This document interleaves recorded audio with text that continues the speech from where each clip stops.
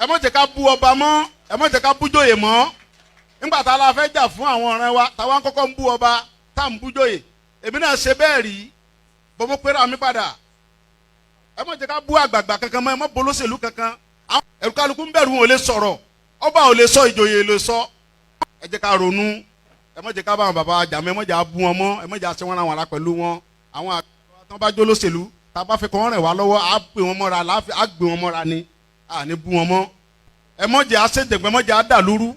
A lè gba ẹ̀tọ́ wa láì ṣèjẹ̀gbọ́n, a lè gba ẹ̀tọ́ wa láì yìnbọn, a lè gba ẹ̀tọ́ wa láì dàlúrú. Gbogbo protest mo ṣe ní ìlú Nàìjíríà, mi ò rí ibi tí mo ti ẹnìkan lè sọ pé mo pààyàn tàbí mo jó nǹkan náà tàbí mo bà nǹkan jẹ́.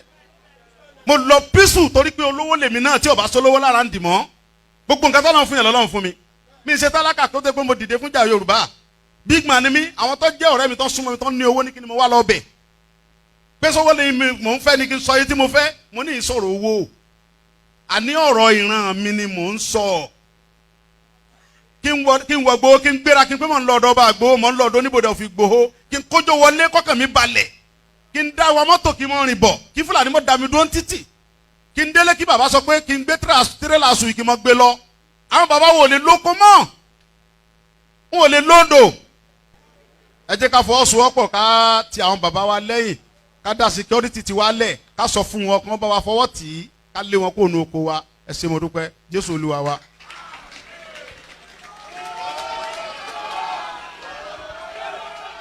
Koikimedia, we're bringing the world closer to your doorstep.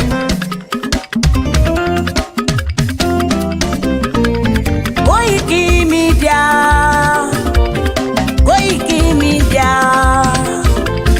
Koikimedia, we bringing the world closer to your doorstep. Koikimedia, Koikimedia, Koikimedia, we bringing the world closer to your doorstep.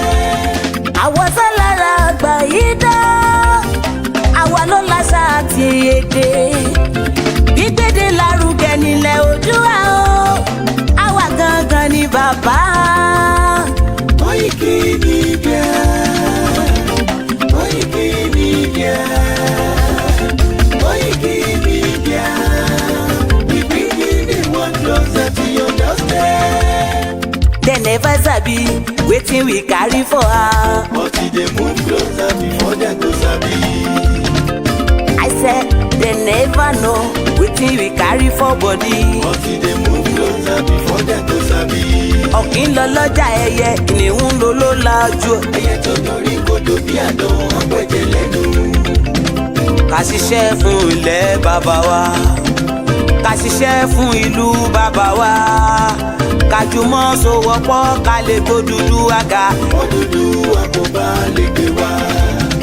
Ọmọ Odùduwà ṣe gírí, ẹ dìde fún ẹ̀tọ́ adúláwọ̀, ká lè jọ jùmọ̀ gbé délẹ̀ ìlérí, ká wálé gba ògo ilẹ̀ wa, ká ṣiṣẹ́ ká lè jọ gbàdé, ká lè gbàdé adé adúláwọ̀, àwa ni mọ̀lẹ̀ tí yóò tàn káàkiri. Pé ọmọ Odùduwà ni wá. Koikimedia, àwa là ń gbé tó lárugẹ. Ètò tó pọ̀jù owó tí wọ́n mọ̀ ní. Kásá ẹgbẹ́ polówó ọjà wá kájé bùgbà yín jẹ. Ètò tó pọ̀jù owó tí wọ́n mọ̀ ní. À ń gbé tó lárugẹ, à ń gbàsà lárugẹ. Ètò tó pọ̀jù owó tí wọ́n mọ̀ ní. News and sports ẹ máa rí gbọ́. Ètò tó pọ̀jù owó tí wọ́n mọ̀ ní. Ọmọ Ìjẹ̀bú alárẹ̀ mi ló ní kí n máa ké tantan. Koikimedia ọ̀rọ̀ lágbájúmọ̀ mi o, máa bá ṣẹ̀rẹ̀ lọ o. Ọmọ Yorùbá nìyẹn, ọmọ Yorùbá tata o. À ń gbádùn rẹ, ọmọ Ìjẹ̀bú alárẹ̀ mi, ṣẹ́yìn ló máa fi dìbò tẹ̀ mọ́lẹ̀ o. Ẹ̀yin lọ́mọ onígbò máa ń dé mádémádé, ẹ̀yin lọ́mọ onígbò máa wọ̀ o. Igbó máa wọ̀ gbàjòjì ò gbọ́dọ̀ wọ, àjòjì tó bá wọ bẹ́ẹ̀ á tẹ̀lé ní ẹbọra. Ẹ̀yin lọ máa náwó kóyìnbó tó dé ìgbà tó yìnbó dé o owó náà dẹ́ tún pọ̀ sí o Koikimedia ṣàwa ní bàbá. Koikimedia àwọn ní bàbá. Koikimedia àwọn ní bàbá. Àdáńtọ́ àtúnpèrègèdè. Koikimedia àwọn ní bàbá. Àwa là ń gbé tò lárugẹ jẹ́ ká jọ gbọ́ o. Koikimedia àwọn ní bàbá. Àtúnjà fẹ́tọ̀ ilẹ̀ wa fẹ́tọ̀ ilẹ̀ Yorùbá. Koikimedia àwọn ní bàbá. Ọmọ Òdùwà ni wá o tọkàntọkàn. Koikimedia àwọn ní bàbá. Ikú tí ó ṣe bí lébi òsì àdìmú bàbá iyọ̀. Koikimedia àwọn ní bàbá. We bring you walk closer to your doorstep. Koikimedia àwọn ní bàbá. Afẹ́fẹ́ tó ń fẹ́ o tó ń kan gé oko lára ni. Koikimedia àwọn ní bàbá.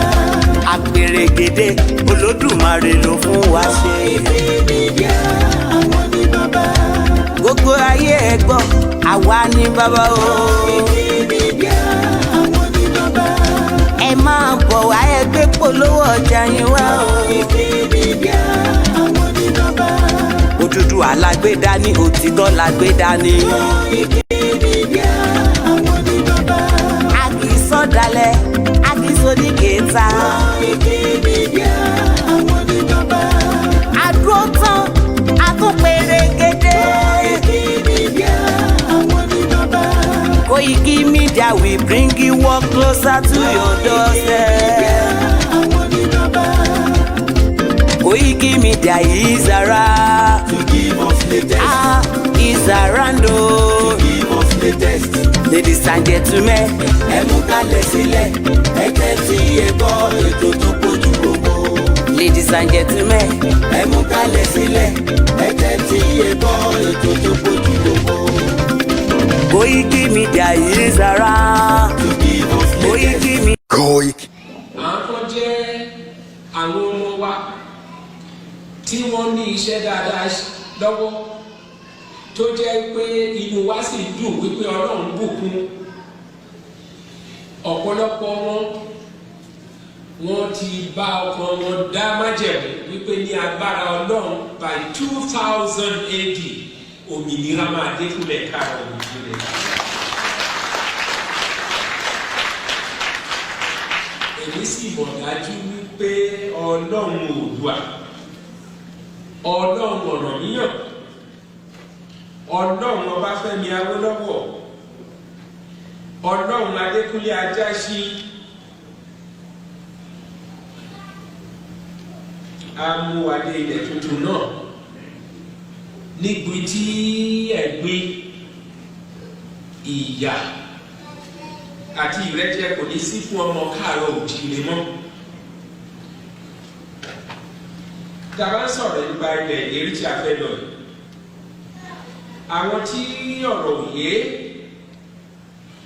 wọ́n máa kù bí egbére.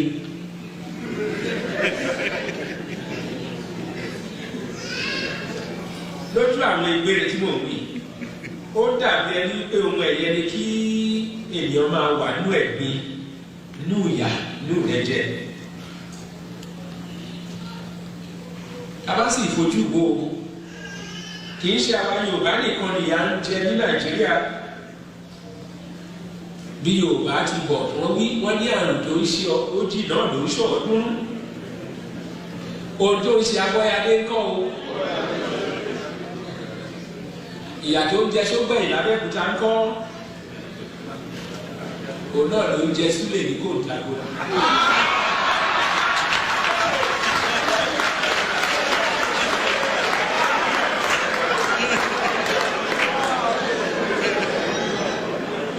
Èmi tó bá ń pa bàbá Búlọ̀ ní Adó-Èkìtì kọ́ tí ó yàtọ̀ sí èyí tó ń pa Ìkejùkù ní Abakaliki.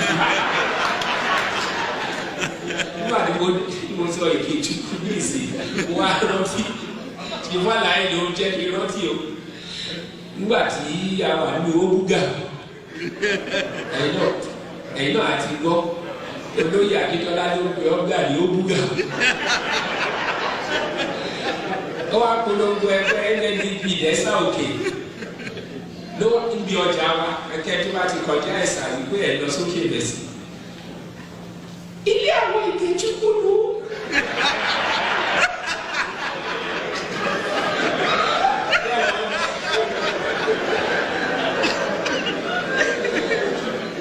jẹ́mọ̀ àwọn aláìsí action group àti NCNC àwọn àdí ọgbà àgbà yẹn ló bá kúkú mú ìgè àti túkú ló bá pa pọ̀.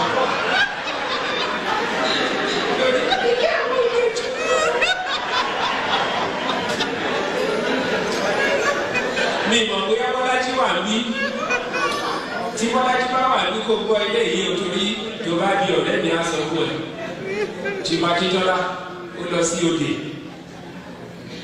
ló wá ní wọ́n máa sọ men of integrity bẹ́ẹ̀ làwọn kan wà ní tí wọ́n integrity o.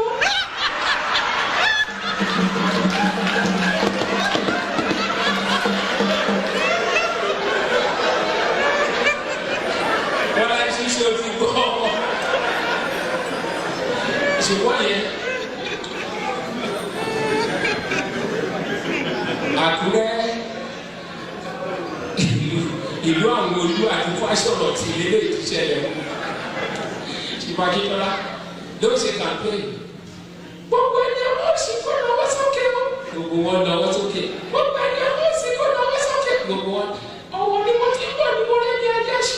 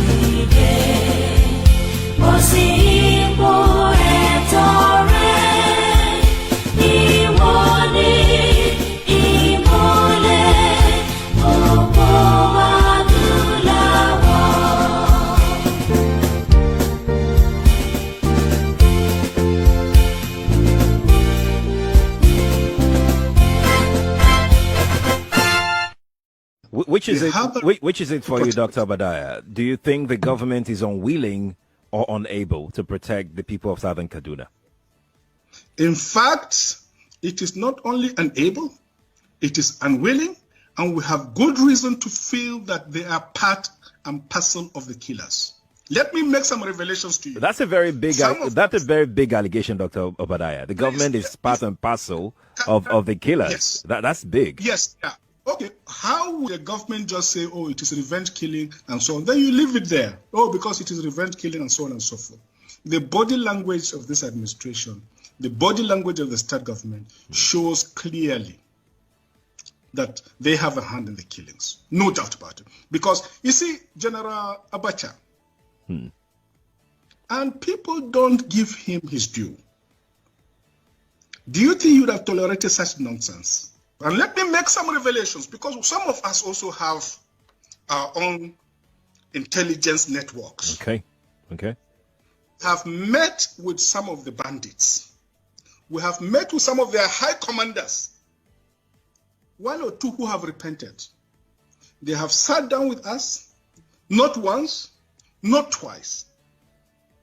They told us that one of the northern governors is the commander of Boko Haram in Nigeria. Boko Haram and the bandits are one and the same thing. They have a sophisticated network. During this lockdown, their planes were moving up and down as though there was no lockdown. Moving ammunitions, moving logistics, moving money, and distributing them in different parts of the country. They are already in the south, in the rainforest of the south. They are everywhere. They told us that when they finish these rural killings, They will move to phase 2. The phase 2 is they will go into the urban cities, going from house to house, killing prominent people. I can tell you, this is the game plan. By 2022, they want to start a civil war in Nigeria. I congratulate fellow Nigerians who have realized their power, that their votes count.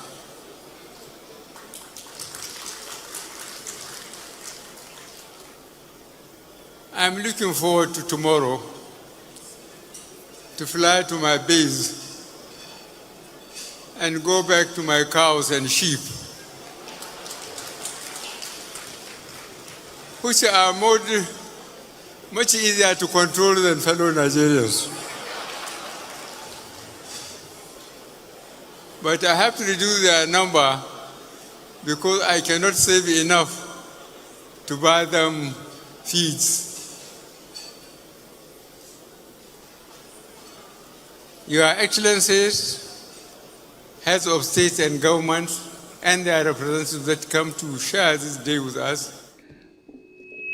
What we face now is challenges of terrorism, security of lives and property, that is very, very necessary for development and good results. And we have been battling that. I can tell you this afternoon that we are achieving success. There's improvement.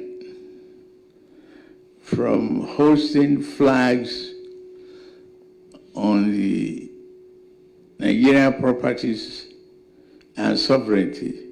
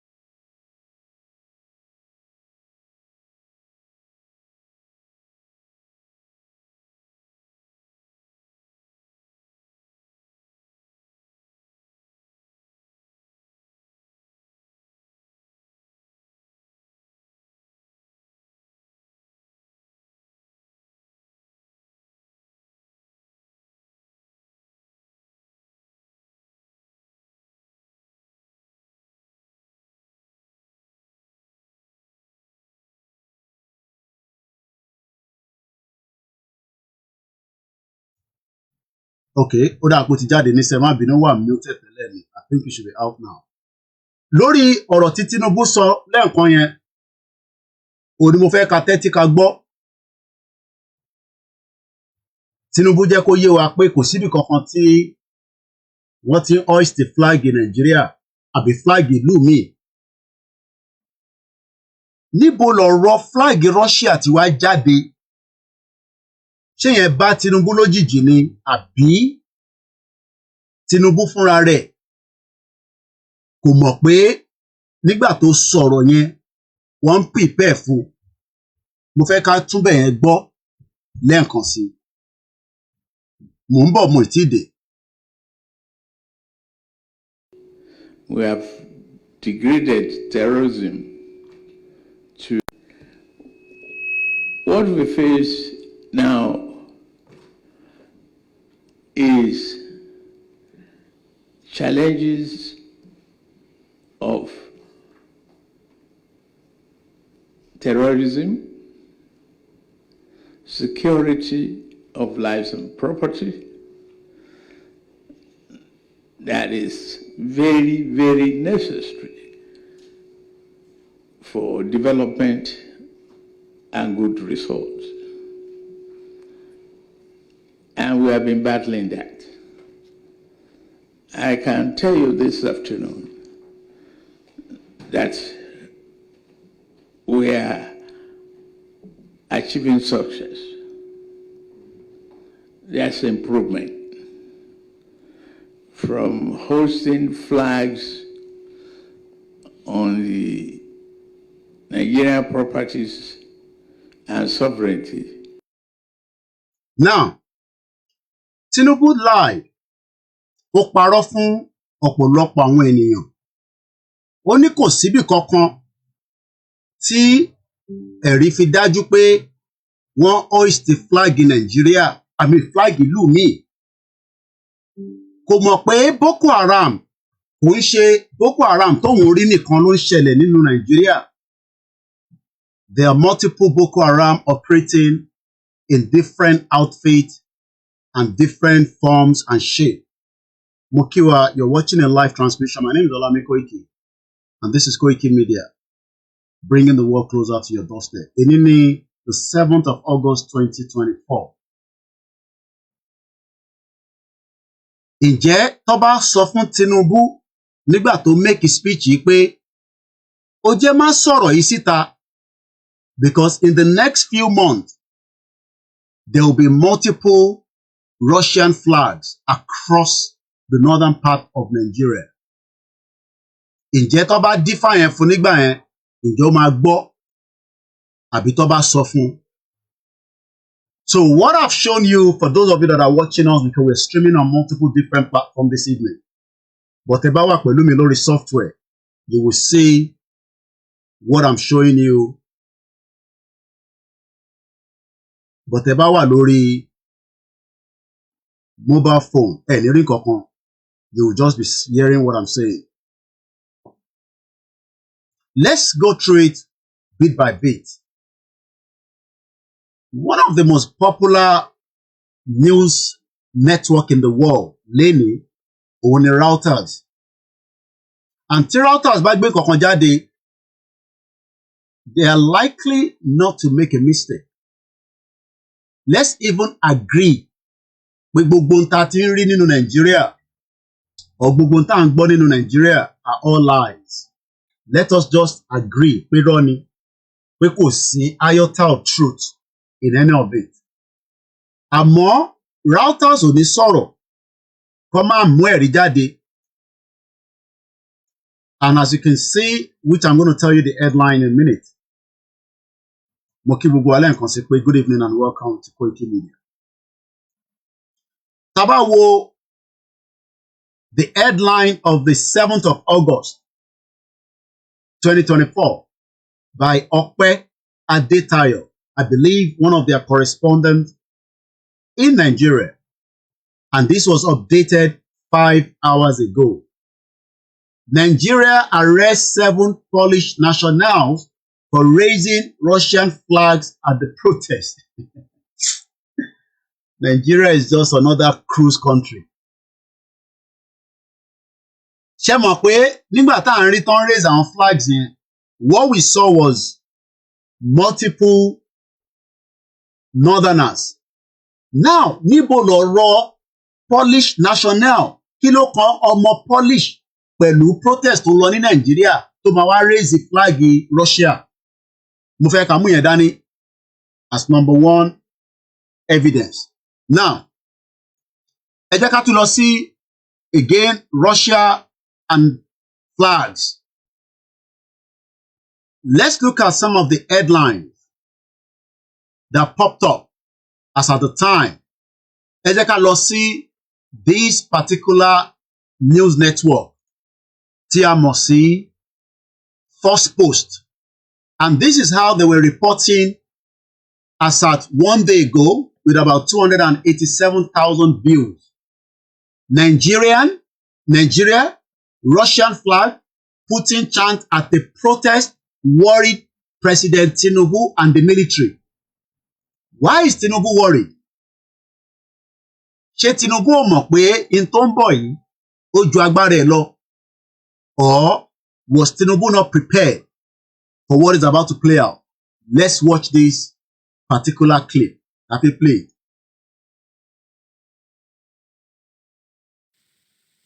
Hello and welcome. We begin with a focus on Nigeria. Before the protest began on the 1st of August, the Nigerian government blamed foreign entities for instigating people and for trying to sow unrest in the country.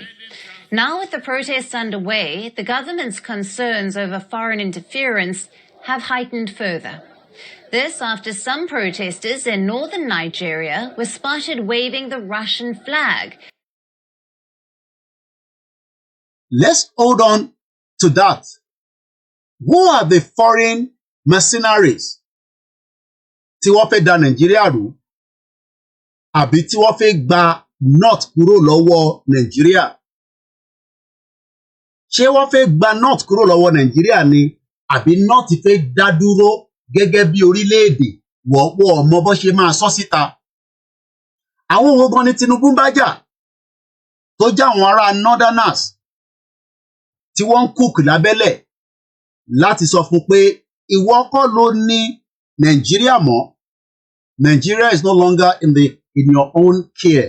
Ìwọ ṣì ń rò pé wọ́n ló ní Nàìjíríà àmọ́ àwa la ní Nàìjíríà. Ǹjẹ́ Tinubu gbàgbọ́ pé Nàìjíríà ti bọ́ lọ́wọ́ òun àbí ó ṣì ń assume bóun ṣe ní president Nàìjíríà? Ǹjẹ́ ọmọ Yorùbá mọ̀ pé kò síjọba mọ́ lọ́wọ́ Tinubu láàárọ̀ yìí?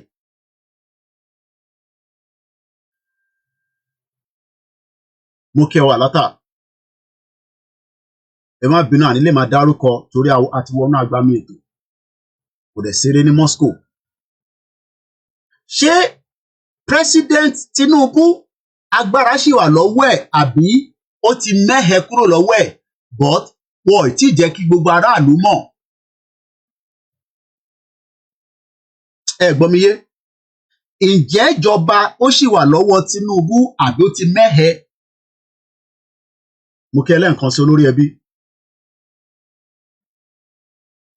Àwọn wo gangan ló jẹ́ instigator fún Northerners tó tì wọ́n lẹ́yìn láti jẹ́ kó mọ̀ pé ẹ lè dá dúró gẹ́gẹ́ bí orílẹ̀-èdè àmọ́ ẹ forí Tinubu fàgbọn? Àwọn wo gangan ló wà behind it? Ǹjẹ́ ìjọba ò ti bọ́ lọ́wọ́ Tinubu báyìí? Ǹjẹ́ Tinubu lè last for the next 4 years? Is that the end of the protest? Àbí it is just the beginning? Tinubu was able to bribe those in the southwest. Ó ti fowó dí wọn torí pé owó làwọn yẹn máa ń gbà, wọ́n ti gbowó. Àmọ́ kí ló dé tí owó Tinubu kò ṣiṣẹ́ ní north?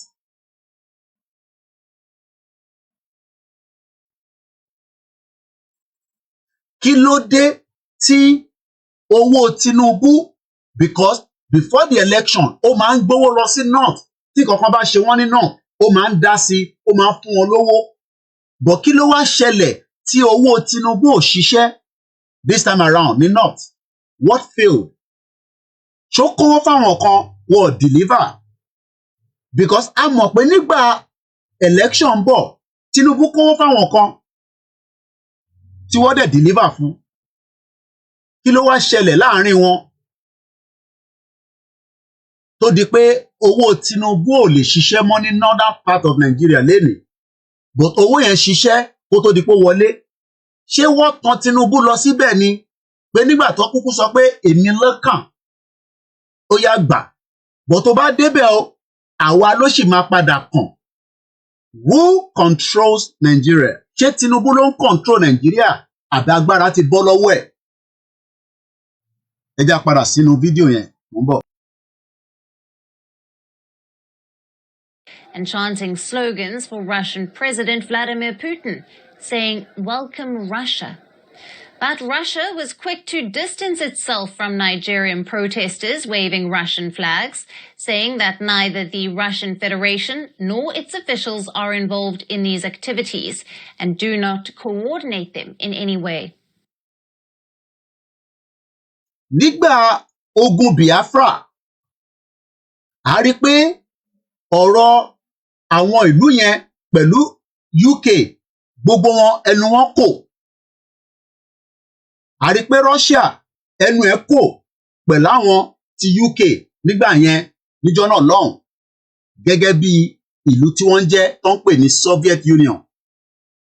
Ṣé a lè sọ pé nítorí ìjà tó ń lọ pẹ̀lú Russia àti West òun ni ó di pé ẹnu wọn ò kò mọ́, á jẹ́ pé Russia ń báàkì northern part of Nigeria but kò báàkì main Nigeria tí Tinubu dì mú, tí Tinubu ń listen sáwọn àwọn puppet West. Kí ló ń play out gangan? Kí ni game tí wọ́n ń play? Ṣé Tinubu ló ń play káàdì yẹn ni àbí wọ́n ti ń play káàdì ju Tinubu lọ báyìí? Torí pé níta gbọ́ ni pé Tinubu ni the father of politics. Ó mọ̀ nípa politics. Ó mọ̀ nípa pé ká ṣe politics. Ṣé kò ń ṣe pé politics ti ń jábọ́ lọ́wọ́ Tinubu báyìí torí pé kò lè control center? France rather, ó wà lára àwọn tó ń dìtẹ̀ Russia. Àmọ́ bí Tinubu ò bá tẹ̀ súnmọ́ UK tí a mọ̀ sí Britain, a mọ̀ pé ó ní lenient pẹ̀lú France àsàt ìgbà tó wọlé àti pé kó tó wọlé. Torí pé gbogbo wọn la máa mọ footstep wọn. Buhari ó jẹ̀ sí UK, Tinubu ti ń jẹ̀ sí France. France wà lára àwọn tí ó dúró pésẹ́ gbogbo tí Russia ní lọ́dọ̀ tiwọn wọ́n gbẹ́sẹ̀ lé àti all over the European countries látara ìjà tó ń lọ between Russia àti Ukraine. Ṣé ìjà yẹn ti ń dé ìsàlẹ̀ tí a lè sọ pé the northern part of Nigeria nígbà tí Russia kúkú ti mọ̀ pé òun ò ní lè penetrate southwest àti àwọn southeast kóun kúkú gbẹ̀yìn wọlé nígbà tó jẹ́ pé àwọn ará northerners àwọn kúkú fẹ́ fọ́kò wọ́n fẹ́ làgò mọ́ Tinubu lórí, wọ́n fẹ́ fàgbọ́n yẹn wọ́n fẹ́ fọmọ lórí torí pé ọmọ tó kì í gbọ́ràn ni torí a sọ fún. Are we seeing the beginning of another dimension of a war inside the northern part of Nigeria and a federal government? Torí pé Nigeria ṣì exist. Are we now going to see a war, a mini war between the north and the federal government in support of the Russian? Ẹ mọ̀ pé níbí báyìí a kàn máa ń béèrè question ni. I am just asking question. Èmi náà fẹ́ kẹ́ bá mi gbé yẹ̀wò bí ọpọlọ mi ṣe rọra ń gbé kalẹ̀. Ǹjẹ́ ìjà tó ń lọ ní Russia ǹjẹ́ kò ti máa sọ̀kalẹ̀ sí northern part of Nigeria between the north and the federal government? Nítorí pé north wọ́n ibi ẹwọ́ fẹ́ carve out kúrò ní Nàìjíríà ni o, bí ẹwọ́ sì máa wà àti Nàìjíríà ni o. Ǹjẹ́ ìjà Russia kò tí ì sọ̀kalẹ̀ báyìí? A lot of indicator ó ń point pé nǹkan kan ń lọ láti Niger wá sísàlẹ̀. Ǹjẹ́ rántí pé nígbà tí Tinubu dé ó ní òun máa gbógun lọ ká Niger ní tó bá gbógun wá àwọn máa kọ́kọ́ bọ́ǹbù gbogbo Lagos State. Ó dà pé àwọn ará Lagos sọ fún Tinubu pé má tì lọ sí Niger, ó ṣe kọ́kọ́ ṣe sùúrù náà, ó back down. But a mọ̀ pé lẹ́ni Niger àti àwọn other countries yẹn bí ṣe bá ń sọ̀rọ̀ kódà I think is either Niger wọ́n ti expelling wọ́n ti cut out relationship wọn pẹ̀lú Ukraine. Bọ́m̀bọ̀ mo kí gbogbo apẹ́ ẹ̀ka alẹ́ ẹ káàbọ̀ sórí ìkànnì wa ẹ gbá wọlé share button. Niger, Ukraine. Now, Russia accused Ukraine of opening African front as Niger cut ties pẹ̀lú Kiev.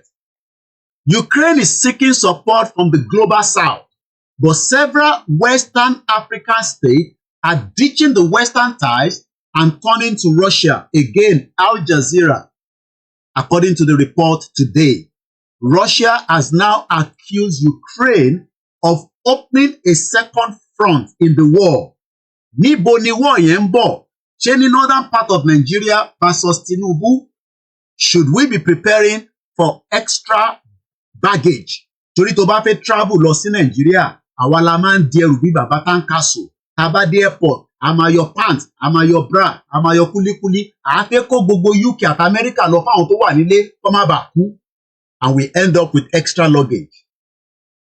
Ǹjẹ́ Tinubu ò ti jẹ ju bó ṣe fẹ́ gbà lọ báyìí?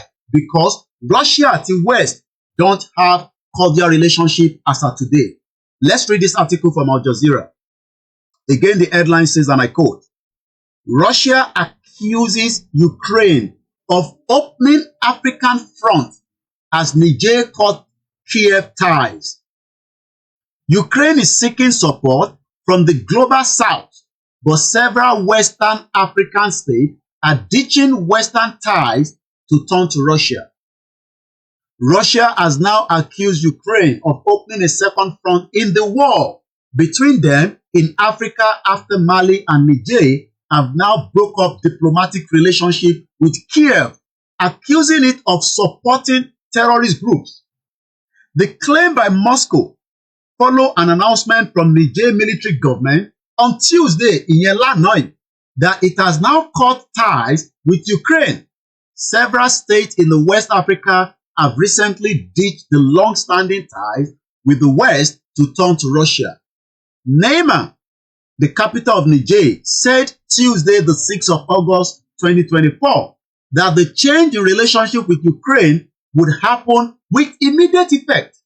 The move was in line with that of the neighboring Mali military government, which on Sunday, Sunday tó lọ yìí, announced it was its severing relationship with Kiev is over.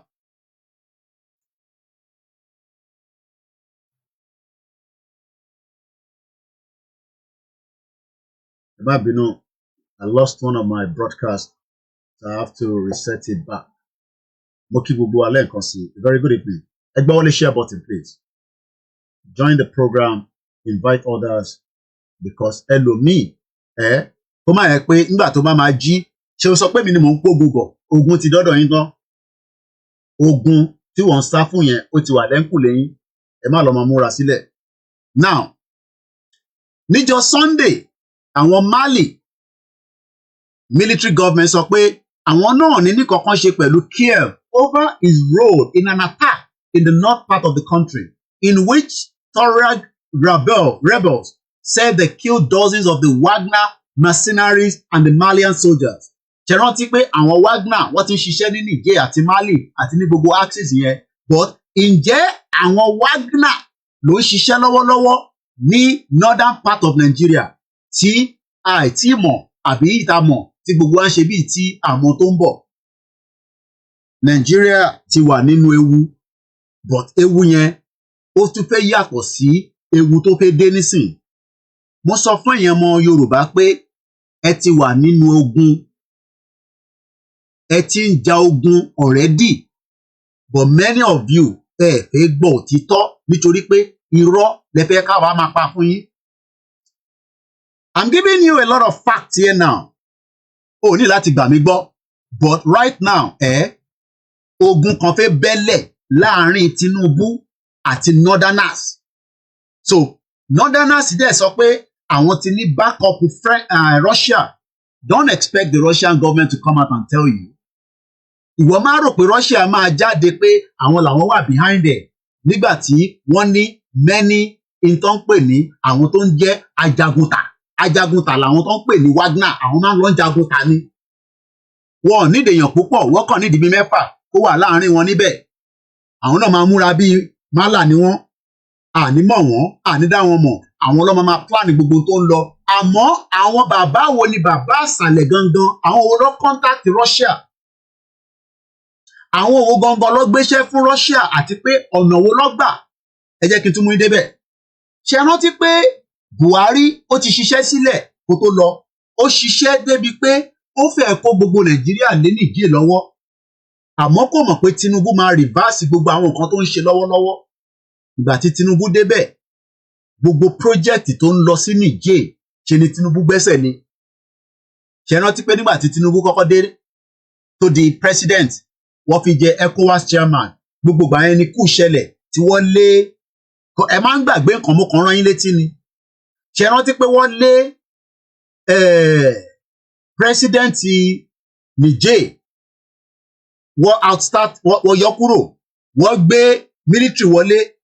Tinubu ó ṣagbára, ó fẹ̀gẹ̀, ó rò pé Nàìjíríà ni, ó rò pé kò lóhun tí òun lo èkó tó máa ti ń dún mọ̀nùmọ̀nù mọ́ yín eventually ó náà òun máa attack Niger àwọn yẹn ní máa bọ̀ ìwọ tó bá ṣàti dé máa rántí pé ibì kan wà tó ń pè ní Lagos State City of Excellence City of Center ibẹ̀ la máa kọ́kọ́ bomb ó dà pé Tinubu wá reverse ó ní ó dà ẹ jẹ́ ká ṣìṣe báyìí náà ẹ jẹ́ ká kọ́ close the border ẹ mọyì èèyàn tó kú nígbà tó close the border yẹn ẹ mọyì ẹ̀mí tó lọ sí ẹ mọyì trade to stop between Niger and Nigeria ṣe rántí pé àwa aládàá bígbà tá à ń feed wọn Niger bẹ̀rẹ̀ sí wọ̀nà míì láti tọ́jú àwọn aráàlú wọn ǹjẹ́ Niger báyìí ò ti gbàbọ̀dè fún Tinubu nígbà tí Tinubu òkùnkùn ń ṣe ọ̀rẹ́ Niger ǹjẹ́ Buhari ò ti kọ́ńtàkì àwọn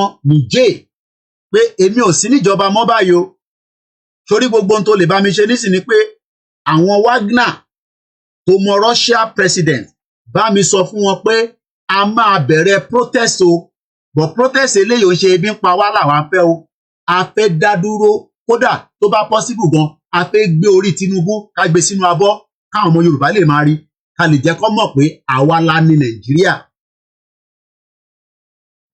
ẹ gbọ́ mi dáadáa fight ìjà tó ṣẹ̀fẹ̀ bẹ̀rẹ̀ tá a ṣe rí ṣe rí we no go gree tó ń ṣe yẹn wọ́n ṣẹ̀ mẹ́yẹ bọ̀ ni kí ni mo sọ wọ́n ṣẹ̀ṣẹ̀ mẹ́yẹ bọ̀ ní north tó bá die down sọ pé ó die down but right now kò likely kó máa die down mo ń bọ̀ ẹ jẹ́ fún yín ní the video evidence of what was playing out in the northern part of Nigeria today ẹ jẹ́ ká lọ sí mo ń bọ̀ mo kí gbogbo alẹ́ nǹkan sí let's go and see what was playing out wọ́n kúkú ti ra gbogbo southwest so southwest is as useless as tissue paper láyà dẹ̀ lè jáde because Tinubu ti sanwó fún gbogbo yín but kò lè sanwó fáwọn northerners this is the protest that was held in the northern part of Nigeria today I'm gonna play it with the sound but let's first remind us that if you think that we are not going into any civil war the North are ready to fight now and they will fight very very dirty very very dirty wọ́n máa jà débi pé kódà bí Tinubu ò bá careful wọ́n máa yọ orí Tinubu orí ẹ̀ yẹn wá yọ sínú àwo wá gbélé wa lọ́wọ́ wá ní ká lọ máa manage mo kí gbogbo alẹ́ nǹkan sí ẹ káàbọ̀ sórí ìkànnì wa Koikimedia bringing the world closer to your doorstep mo kí ọmọdé mo kí àgbàlagbà ẹ jẹ́ ká gbọ́ ní tó ṣẹlẹ̀ bí báyìí.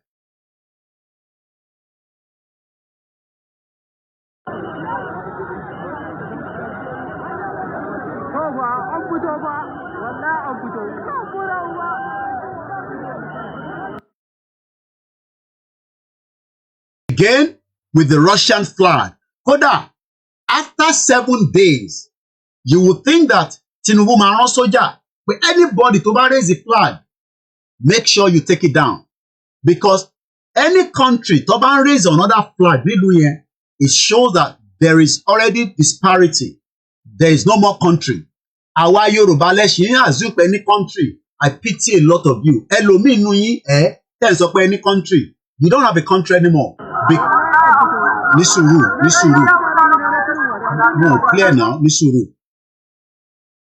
This is the northern part of Nigeria with thousands of people coming out and they are still holding the Russian flags.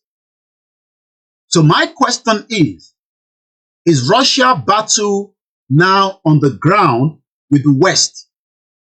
Ta ló máa support Tinubu láti hold Russia padà báyìí? Who? Ṣé France ló máa fún Tinubu ní backup? Àbí UK?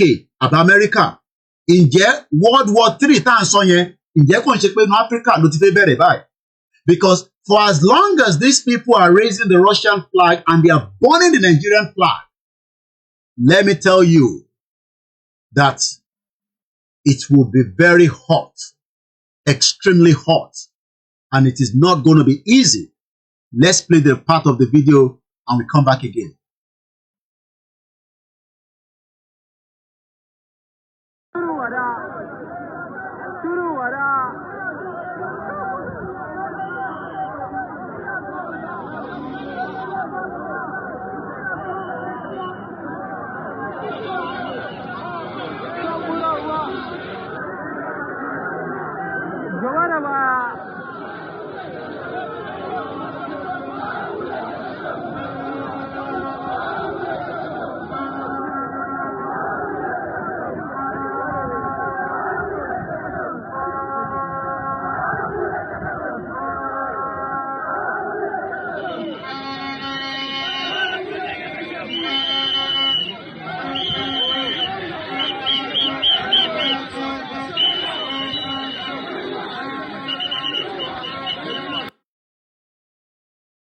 tó bá jẹ́ àwọn ọmọ Yorùbá ni mo ní ẹ jẹ́ á dáwó ká ṣe flag bá ṣe ṣe nígbà kan rí ẹ jẹ́ á ṣe money flags ká prepare sílẹ̀ ṣá máa dáwó yẹn ká tètè bẹ̀rẹ̀ nísìn ká lè produce more flags sílẹ̀ fúngbà táwa náà bá máa need ẹ̀ àmọ̀gbà tá máa need ẹ̀ ọ̀bọ̀ ká kọ̀ mú sílẹ̀ ká prepare sílẹ̀ in millions because kò ń ṣe péjọ kan ni ọ̀rọ̀ flag Russia yìí ni wọ́n ti ń pètò ẹ̀ sílẹ̀ lóòótọ́ ààrẹ àwọn télọ̀ kan tán náà ti mú ǹjẹ́ flag tí wọ́n ń raise yìí ǹjẹ́jọ́ kan ni wọ́n ti ń prepare àbí wọ́n ti ń prepare sílẹ̀ for many many more months even bí adikó tó di pé Tinubu débẹ̀ gan because nígbà tó ti mọ̀ pé Tinubu ló máa di president because wọ́n mọ̀ pé ó máa ra gbogbo everybody after tí ó ti fi owó tó ti fi bribe àwọn tó ń pè ní àwọn representative tó máa elect wọn ẹ rántí nígbà tó ń ṣe gbogbo jàgbàrá tí tó máa ń ṣe l'Abuja he bought everybody so wọ́n dẹ̀ mọ̀ pé kò sí bó ṣe fẹ́ ṣe ó máa fi owó ó máa fi defeat Àtíkù á dẹ̀ fi defeat Peter Obi ò tẹ̀ lówó kò lówó Tinubu lọ́wọ́ now ẹ jẹ́ ká tún lọ wo fídíò kan mò ń bọ̀ lọ́dọ̀ ti Russia yẹn again I picked up this video as I was doing my work this afternoon let me show you the video.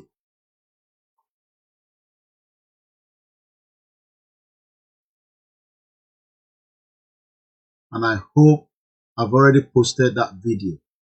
Mumbo. Let's go on my Facebook. I believe it's been posted. If otherwise, mo kí gbogbo wa lẹ́ẹ̀kan sí pé ẹ káàbọ̀ sórí ìkànnì wa tá a mọ̀ sí Koikimedia.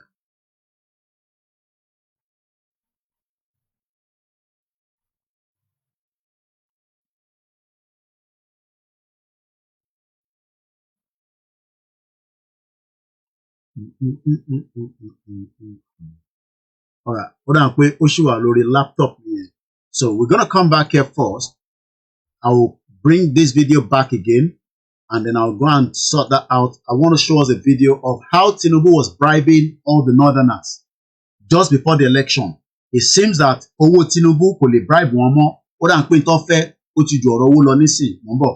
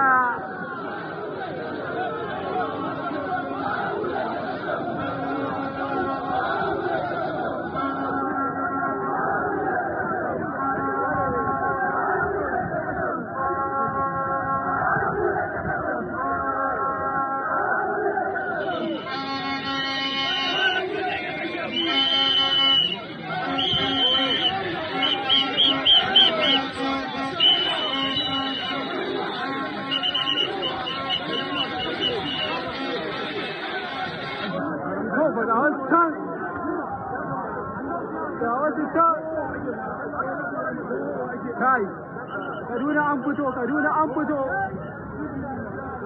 wallahi Kaduna an fito see people tsora uba iya mutanenmu na tudun wada kenan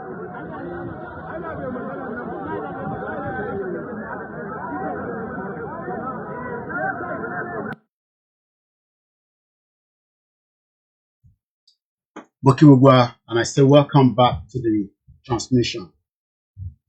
Egba the share button and invite others to join so that we can all gain something and prepare our mind for what is playing out between the Northerners and President Bola Ahmed Tinubu.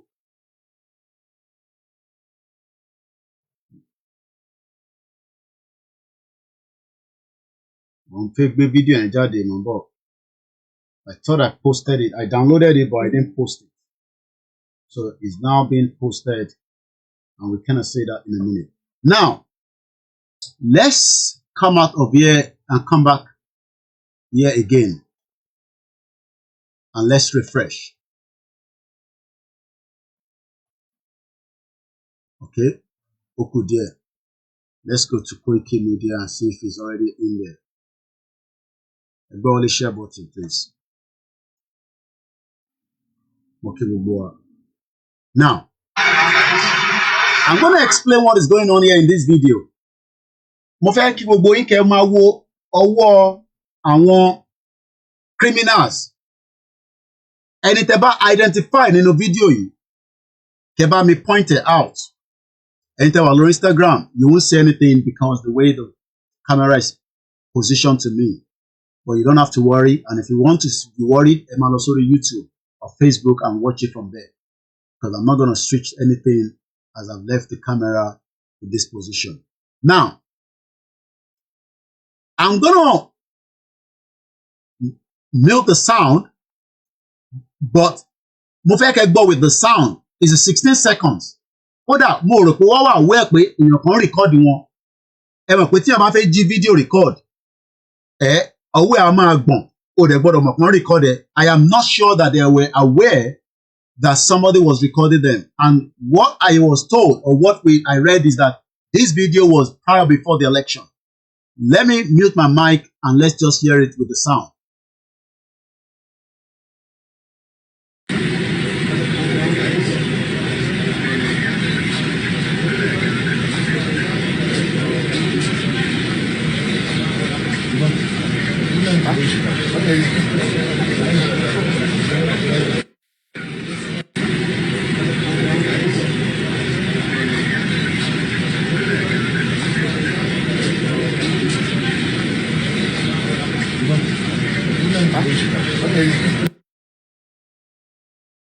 Now, what you're watching there is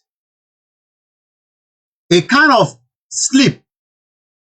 Kò ń ṣe sleep tí wọ́n bá fẹ́ wọ secondary school. Kò dẹ̀ ń ṣe jam result wọ́n fúnra wọn ní bíbá. What they are giving themselves here must be a kind of check that will be paid to them, because tó bá jẹ́ pé cash ni, ó máa tóbi jù báyìí lọ. But definitely, this is a check that Baba Gana, I think that guy, tó wà ní end long, I think it's Bonu, El-Rufai ló dúró. But in a nutshell, these are all the northern governors. As at the election time, when, and I believe that is Shetima, ẹni tó jókòó sórí chair yẹn. Mo fẹ́ pause video yẹn ni mo bọ̀. I believe that is Shetima. Òun ló jókòó ló wọ agbádá dúdú yẹn. That person, no, ẹni sọ̀rọ̀. It went very fast. Criminals, all criminals. What in fọ́rí Tinubu mọ́lẹ̀ báyìí nísìn? Wọ́n máa yọrí ẹ̀ sínú abọ́. Òun gbá máa bèrè pé kí ló. This guy, Shetima nìyẹn. Shetima ló jókòó yìí. Tó ń wo gbogbo tó ń lọ, because òun ni Tinubu ránṣẹ́ kó lọ deliver owó fáwọn northerners. Now, gbogbo tó ń play out nísìn kò gbọdọ̀ surprise wa, because it is part of the game táwọn fẹ́ play fún Tinubu. Tinubu rò pé òun mọ game gbá. Àwọn wá jẹ́ kó mọ̀ pé àwọn gangan ni bàbá àwọn kan gbá game, because Britain ló gbé àwọn lé àwa lọ́rùn tí gbogbo wa tí ọrùn wa tó fi di gẹ̀gẹ̀ báyìí, where we cannot survive anymore.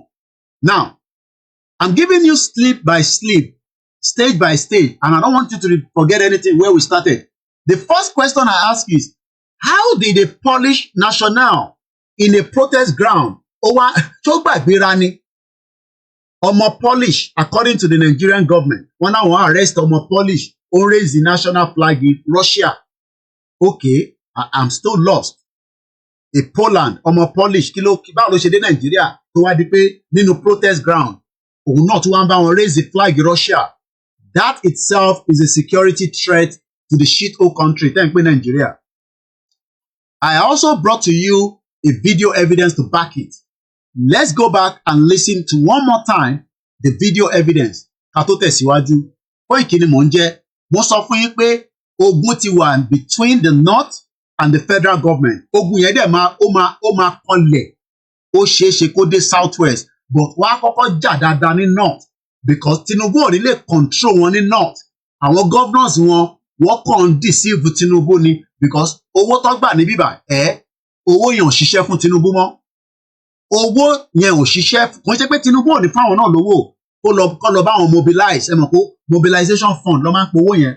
And from what I heard, over 6 billion naira ní Tinubu ní kó lọ fi mobilize fún gbogbo southwest. Tí wọ́n bá rí tí ẹ gbà ó jẹ́ lọ sádùúgbò ẹ because 500,000 naira ló ní kó fún àdúgbò kọ̀ọ̀kan. Má lọ bá àwọn tó wà ládùúgbò ẹ kó máa wò mí lórí screen kó lọ gbowó data lọ́wọ́ wọn. Ẹ jẹ́ àgbọ̀n tí arábìnrin sọ. This is a first post. One day ago, this is how they presented the Nigeria-Russian flag, Putin chant, protest. Tinubu is worried. The military are not worried because it is all part of the game. Hello and welcome. We begin with a focus on Nigeria. Before the protest began on the 1st of August, the Nigerian government blamed foreign entities for instigating people and for trying to sow unrest in the country. Now, with the protests underway, the government's concerns over foreign interference have heightened further. This after some protesters in northern Nigeria were spotted waving the Russian flag and chanting slogans for Russian President Vladimir Putin, saying, "Welcome Russia." But Russia was quick to distance itself from Nigerian protesters waving Russian flags, saying that neither the Russian Federation nor its officials are involved in these activities and do not coordinate them in any way.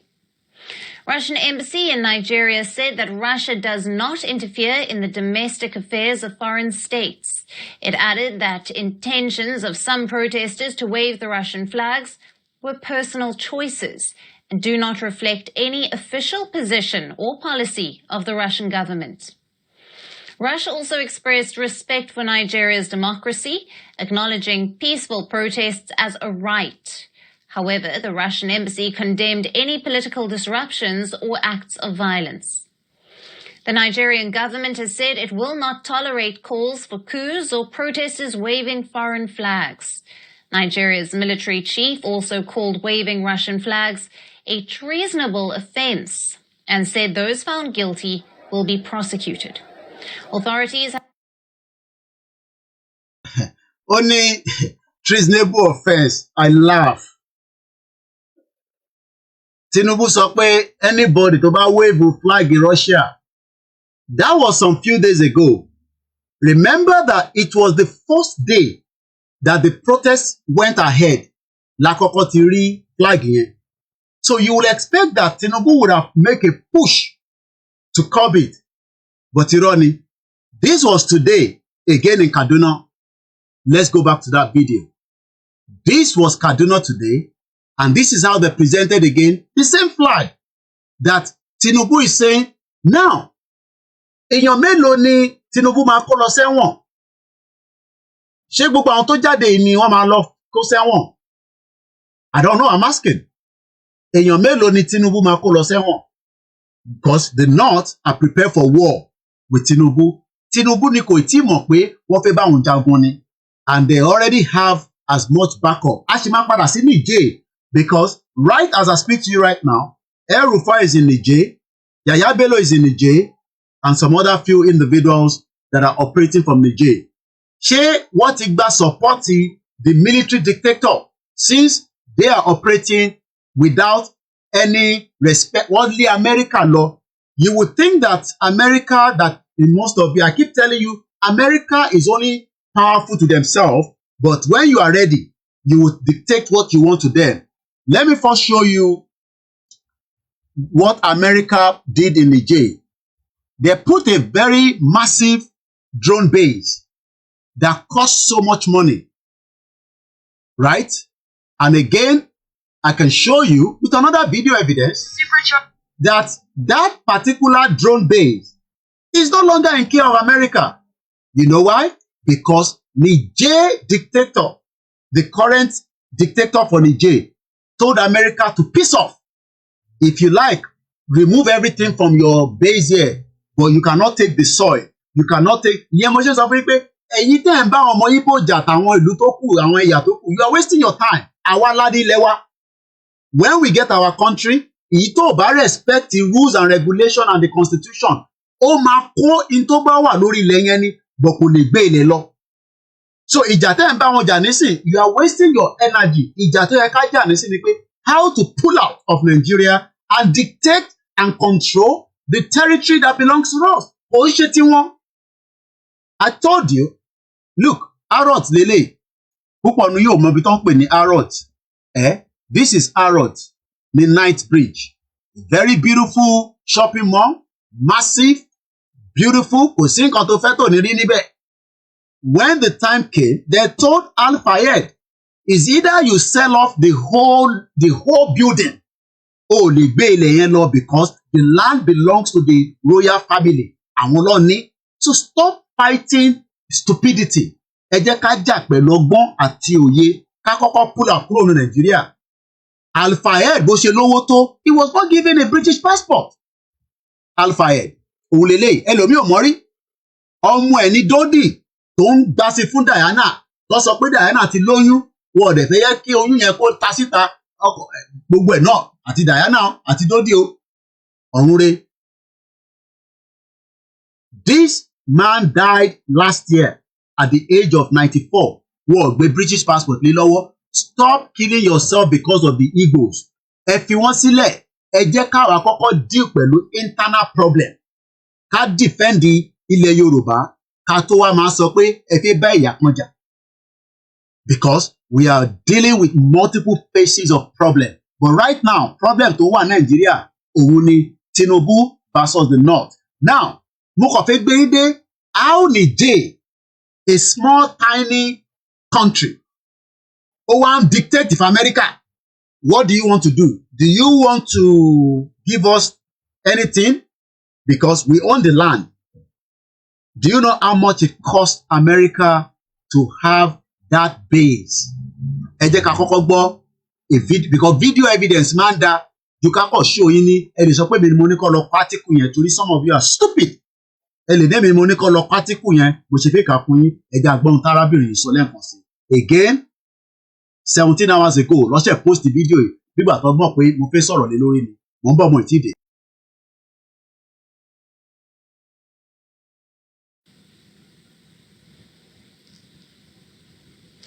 Shifting focus to Niger, the United States has pulled out its remaining troops from the West African nation. The U.S. handed over its last military base, the Air Base 201, to the authorities in Niger. The large base, located in the city of Agadez in northern Niger, was a crucial hub for American counter-terrorism operations in the country. It was a drone base that cost up to $110 million to the U.S. Rí pé mo sọ fẹ́yìn ọmọ Yorùbá pé tá bá ti rẹ́dì pàfẹ́ kúrò ní Nàìjíríà a nídìí láti lọ máa béèrè lọ́wọ́ Amẹ́ríkà pé àwa Yorùbá fẹ́ kúrò nínú Nàìjíríà a nídìí láti lọ máa sọ fún UK pàfẹ́ kúrò gbogbo eléyìí tá a ṣe ń ṣe nísìn àpọ́nlé la ṣe ń ṣe fún wọn a ṣe ń pọ́n wọn lé ni tá bá ti ṣe tán finally pé a fẹ́ lọ tí gbogbo wa rẹ́dì pa náà fẹ́ lọ tí kò ní ṣe pé àwa máa náà fẹ́ lọ àwọn kan tún máa fà sísàlẹ̀ àwọn kan máa fà sókè torí wọ́n fẹ́ jẹun sókè ẹ fẹ́ gbowó lọ́wọ́ Tinubu gbogbo yẹn kò ní work for us to want to pull out together a máa formidable force a dúró lójú ní báyìí àwa pull out torí Amẹ́ríkà tẹ́ ń rí yẹn ọ̀lẹ ni wọ́n kò sí nǹkan tó lè ṣe àwọn ò ṣe sọ fún Niger pé àwọn máa gbé gbogbo American might wọn àwọn máa wá invade wọn ṣọmọ reasons ọ̀sẹ̀ lè invade wọn Russia ti wà lẹ́yìn Niger ṣé tí Russia bá dúró tán pẹ̀lú northern part of Nigeria ṣé wọ́n bí bàbá Tinubu dá láti lọ invade wọn mo béèrè ni o kódà tí wọ́n bá tó bá kó àwọn Wagner tó bá kọ̀ drop bíi 100 kọ́kọ́ wọn sínú north wọ́n bí Nigerian soldier tó jẹ́ 500,000 kó lọ bá wọn jà wá pa gbogbo wọn dànù ni wàá pa gbogbo wọn dànù. Nigerian soldier tó jẹun kánú ṣé ìtì àárín ẹ̀bà kan fún wọn tó ìtì jẹun kánú. Kódà àwọn míì máa rẹ́dì pé káwọn jà against Nàìjíríà. Ní tó ń bọ̀ yìí àníwò tán gbogbo wa movie ni tó ń bọ̀ a ṣe ń play ẹlẹ́yẹ kankan ni máa sọ pé dey play one bastard. Ní tó ń bọ̀ gbogbo wọn níwò tán because I told you 3 years ago mo ní ogun ń bọ̀ ẹ sọ pé kí n shut up ogun yẹn ló dé rí sí ogun yẹn ò ní wá láti south west mọ́ nítorí pé àwọn ò tí rẹ́dí àfẹ́jà ogun because a kò fẹ́ gba freedom wa wọ́n àfẹ́jà àwọn tó dẹ̀ fẹ́ já ogun wọ́n ti bẹ̀rẹ̀ sí í já ogun tó bá bí bàbá tó bí Tinubu dá kó lọ ta sí wọn ní north wá sọ fún pé àwọn làwọn nílẹ̀ yìí kò ṣe eléyìí this place no be Lagos Tinubu rò pé this place na Lagos àbí ẹja gbọ́ $110 million ní America wọ́n fi kọ́ military base but specifically called the drone base.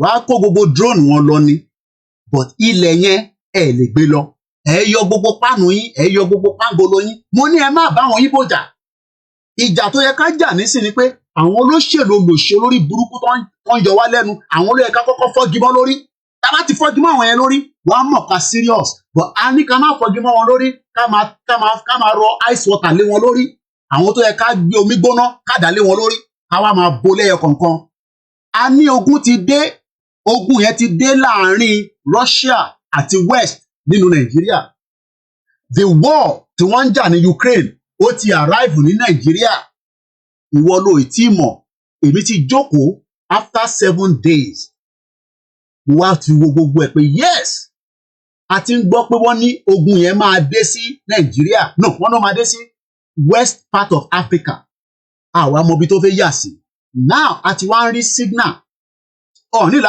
ní láti ẹ̀sọ́ fún mi pé kò sí signal the signal is there Russia flag is raised in Nigeria and the government cannot do anything to stop it and even as of today this is evidence based of people in Kaduna pushing more of the flags out àtẹ̀rò pé kékeré lọ ní tẹ́lẹ̀ àwa ṣe rí pé eléyìí ju kékeré lọ it is well prepared and they are ready for the consequence so Tinubu tó ń sọ pé there will be treasonable offence ó dà ń pé òyìnbó tó ń sọ yẹn kò mọ àwọn tó ń sọ fún àwọn náà tó kì í sọyìnbó málà ni wọ́n Fúlàní ni wọ́n èdè tó gbọ́ nìkan ni blood àwọn ready fún blood àwọn ò fẹ́ blood nítorí pé a kò fẹ́ gba òmìnira a fẹ́ rà ní Tesco àwọn tó wà Nàìjíríà fẹ́ rà ní Shoprite àbí ní Mama Put tá a bá ti ṣe tán we will all go out simultaneously àwọn ilé ìkó wọn ò dúró de arẹwà formidable force olóṣì kan wọ́n jáde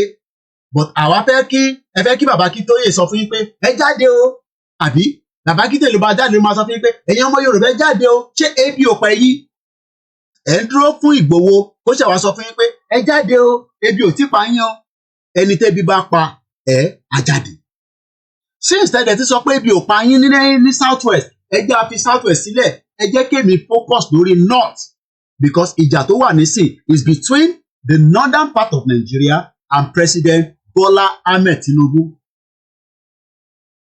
Mo kí gbogbo alẹ́ nǹkan sí ẹ máa bi mí ní ìbéèrè òfò what are the plan now wàá lọ sórí Google ẹ lọ béèrè yẹn tó bá yá gbogbo wa àmọ́ tá máa ṣe ẹ wo ọmọ kékeré yìí èèyàn rò pé àwọn ọmọ kékeré wọn mọ tó fẹ́ this is a 12-year-old boy cursing APC èmi àjọkò síbẹ̀ máa bú APC máa bú àwọn olóṣèlú àwọn ọ̀pá tó jáde wá ní Koiki ṣọ́tọ̀ nítorí pé ọmọ àlè ló pọ̀ ní oyin ọmọ 12 years old ó ní kò ní da fún Tinubu ó ní Tinubu ò ní ṣoríire èmi ń bá àdìmọ́ nítorí èmi ò gbọ́ èdè tó ń sọ a máa gbọ́ nísìn but èmi ṣe translation tèmi bí èmi ṣe understand ẹ̀ ó ní Tinubu ìrẹsì nìkan ni mò ń jẹ lẹ́ẹ̀kan lọ́sẹ̀ ó ní kódà I am ready to die by the bullet mo like àwọn northerners àwọn ò kì í ṣeré ó ní òun fẹ́ kú ó ní ikú rèé òun gan wá ikú ọmọ 12 years old ìwọ ọmọ 30 years old born bastard ó ń bi Koiki pé kémi máa bọ̀ nlé kò ní da fáwọn bàbá ẹ̀ idiot all over the place mò ń bọ̀ nlé ikú máa pa gbogbo yín kẹ́ tó débi tá à ń lọ púpọ̀ nu yín mo sọ fún yín 1 million people will die kò sọ́gbọ́n ẹ̀ pé èèyàn kan ní kú yẹn lọ lẹ́pa because ogun ti wà nílé nísìn tí Russia Wagner tó ń support àwọn northerners nítorí pé Niger ti lé Amẹ́ríkà lọ. Amẹ́ríkà tẹ́yìn rò pé ó ní agbára, Niger fẹ́ pọn Amẹ́ríkà, wọ́n fàya, wọ́n fà sọ́tún, wọ́n fà sósì, wọ́n ní get the help out of our country. Àwa la ní ìlú yìí, Amẹ́ríkà kọ́ ló, mo ní àwa la nílẹ̀ Yorùbá, àwa la ní náà. Àwa jẹ́ káwọn gọ́vnọ̀ fò, àwọn andúmọ̀rún. Mo ní kí 2 million people jáde nílẹ̀ Yorùbá. 2 million people, ẹ jẹ́ ká push out. Wá pa 100,000. Èyí tó kù, ẹ lọ wo ohun tó ṣẹlẹ̀. Mo ń gbọ́ analysis Bangladesh Prime Minister tó lé lọ yẹn 1 hour na àwọn military fún ni pé after 1 hour à nílé rescue ẹ kódà bẹ́ẹ̀ mo sọ fún yín pé ní ẹ rò pé mò ń ṣeré mò ń bọ̀ ẹ jẹ́ àkọ́kọ́ gbọ́ tẹ́lẹ̀ náà mò ń bọ̀ ẹ jẹ́ mute mo sọ fún yín pé èmi ni máa yọ ẹ̀mí Nàìjíríà kúrò lára gbogbo yín torí ọmọ àlè tó pọ̀ nù yín Nàìjíríà tẹ́ fẹ́ kú torí ẹ̀yin Nàìjíríà gangan ó ti wà lẹ́nu kú báyìí ẹ jẹ́ àgbọn tarákùnrin sọ ọmọ 12 years old eléyìí ó náà ń wá ikú káàkiri eléyìí wá kú káàkiri nísìnyí o bó ṣe wà báyìí ikú ló wá káàkiri kò gbọ́n Ìgbò kò gbọ́n kankan kódà wọ́n ń bá sọ̀rọ̀ gan Haúsá ló ń sọ ìdí ọ̀tọ̀ ọmọ Yorùbá ní síta bá Tanzania a máa sọ ẹ má bínú ẹ tẹ́ wà ní bíbá eléyìí ó ń dà mí láàmú so mo máa switch phone yẹn around a máa stop eléyìí ẹ má bínú because ó ń hot lọ́wọ́lọ́wọ́ ní bíbá mo ká comment kankan mo ṣe program lónìí o ẹ̀yin ni kẹ́ máa comment kẹ́ máa tako ara yín níbẹ̀ àwa ń bá program lọ ni ń bọ̀ mo sọ fún yín pé ìjà ń bọ̀ ẹni jẹ́ ò tí ì dé ó dà bí ó dé ni kò tí ì dé ni everybody will know ẹ jẹ́ agbóhun tó sọ ná ẹ jẹ́ máa play yẹn lọ fún yín mò ń bọ̀.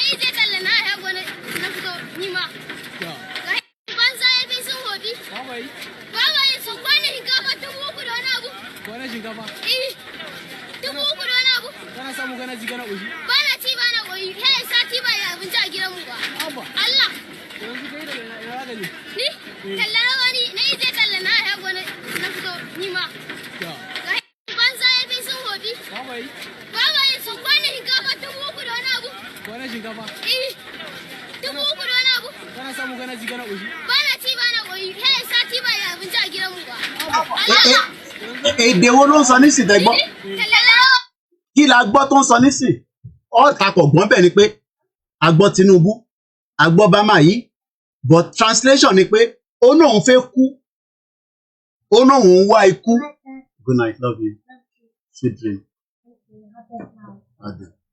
good night ó náà ń wá ikú ó náà ń fẹ́ kú I have just 40 minutes how many kini mo ti ṣe 1 hour 2 hours náà ni program yìí ó náà ń wá ikú ó ní mo fẹ́ kú tó bá já wa nísìn tí bá sọ pé ta ló fẹ́ kú àwọn èèyàn sọ pé kò sẹ́ni tó fẹ́ kú nú wa o ọmọ 12 years old wá náà òun wá ikú káàkiri ó ní òun wá sójà tó máa yìnbọn fóun Ọlọ́run ọba o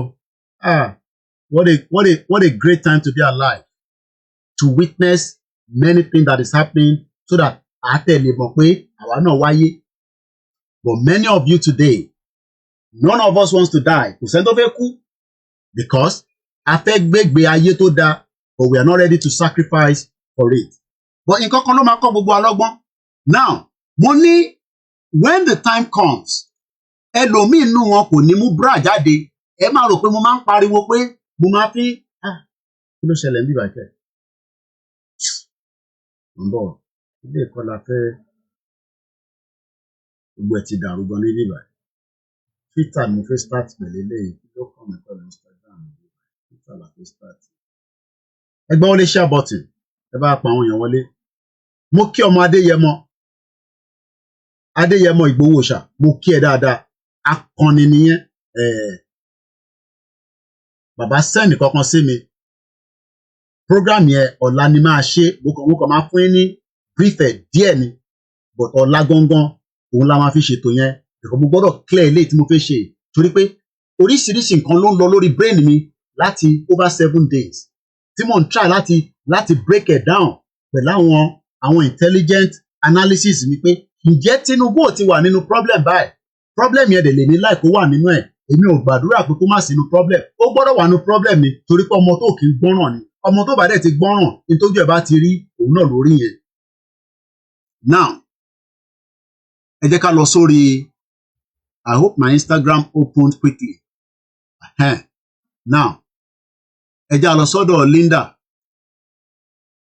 Mo sọ fún yín pé tí àwọn èèyàn bá ti di pé wọ́n bá invade president yín tán tó bá invade ẹ̀ tán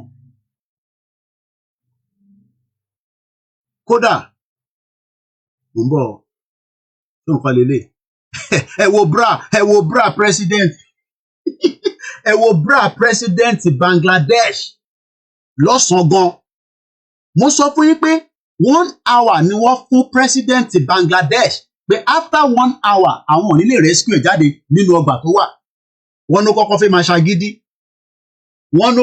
máa ṣagídí pé òun ò ní lọ àwọn sójà yẹn wá sọ fún pé hey woman come here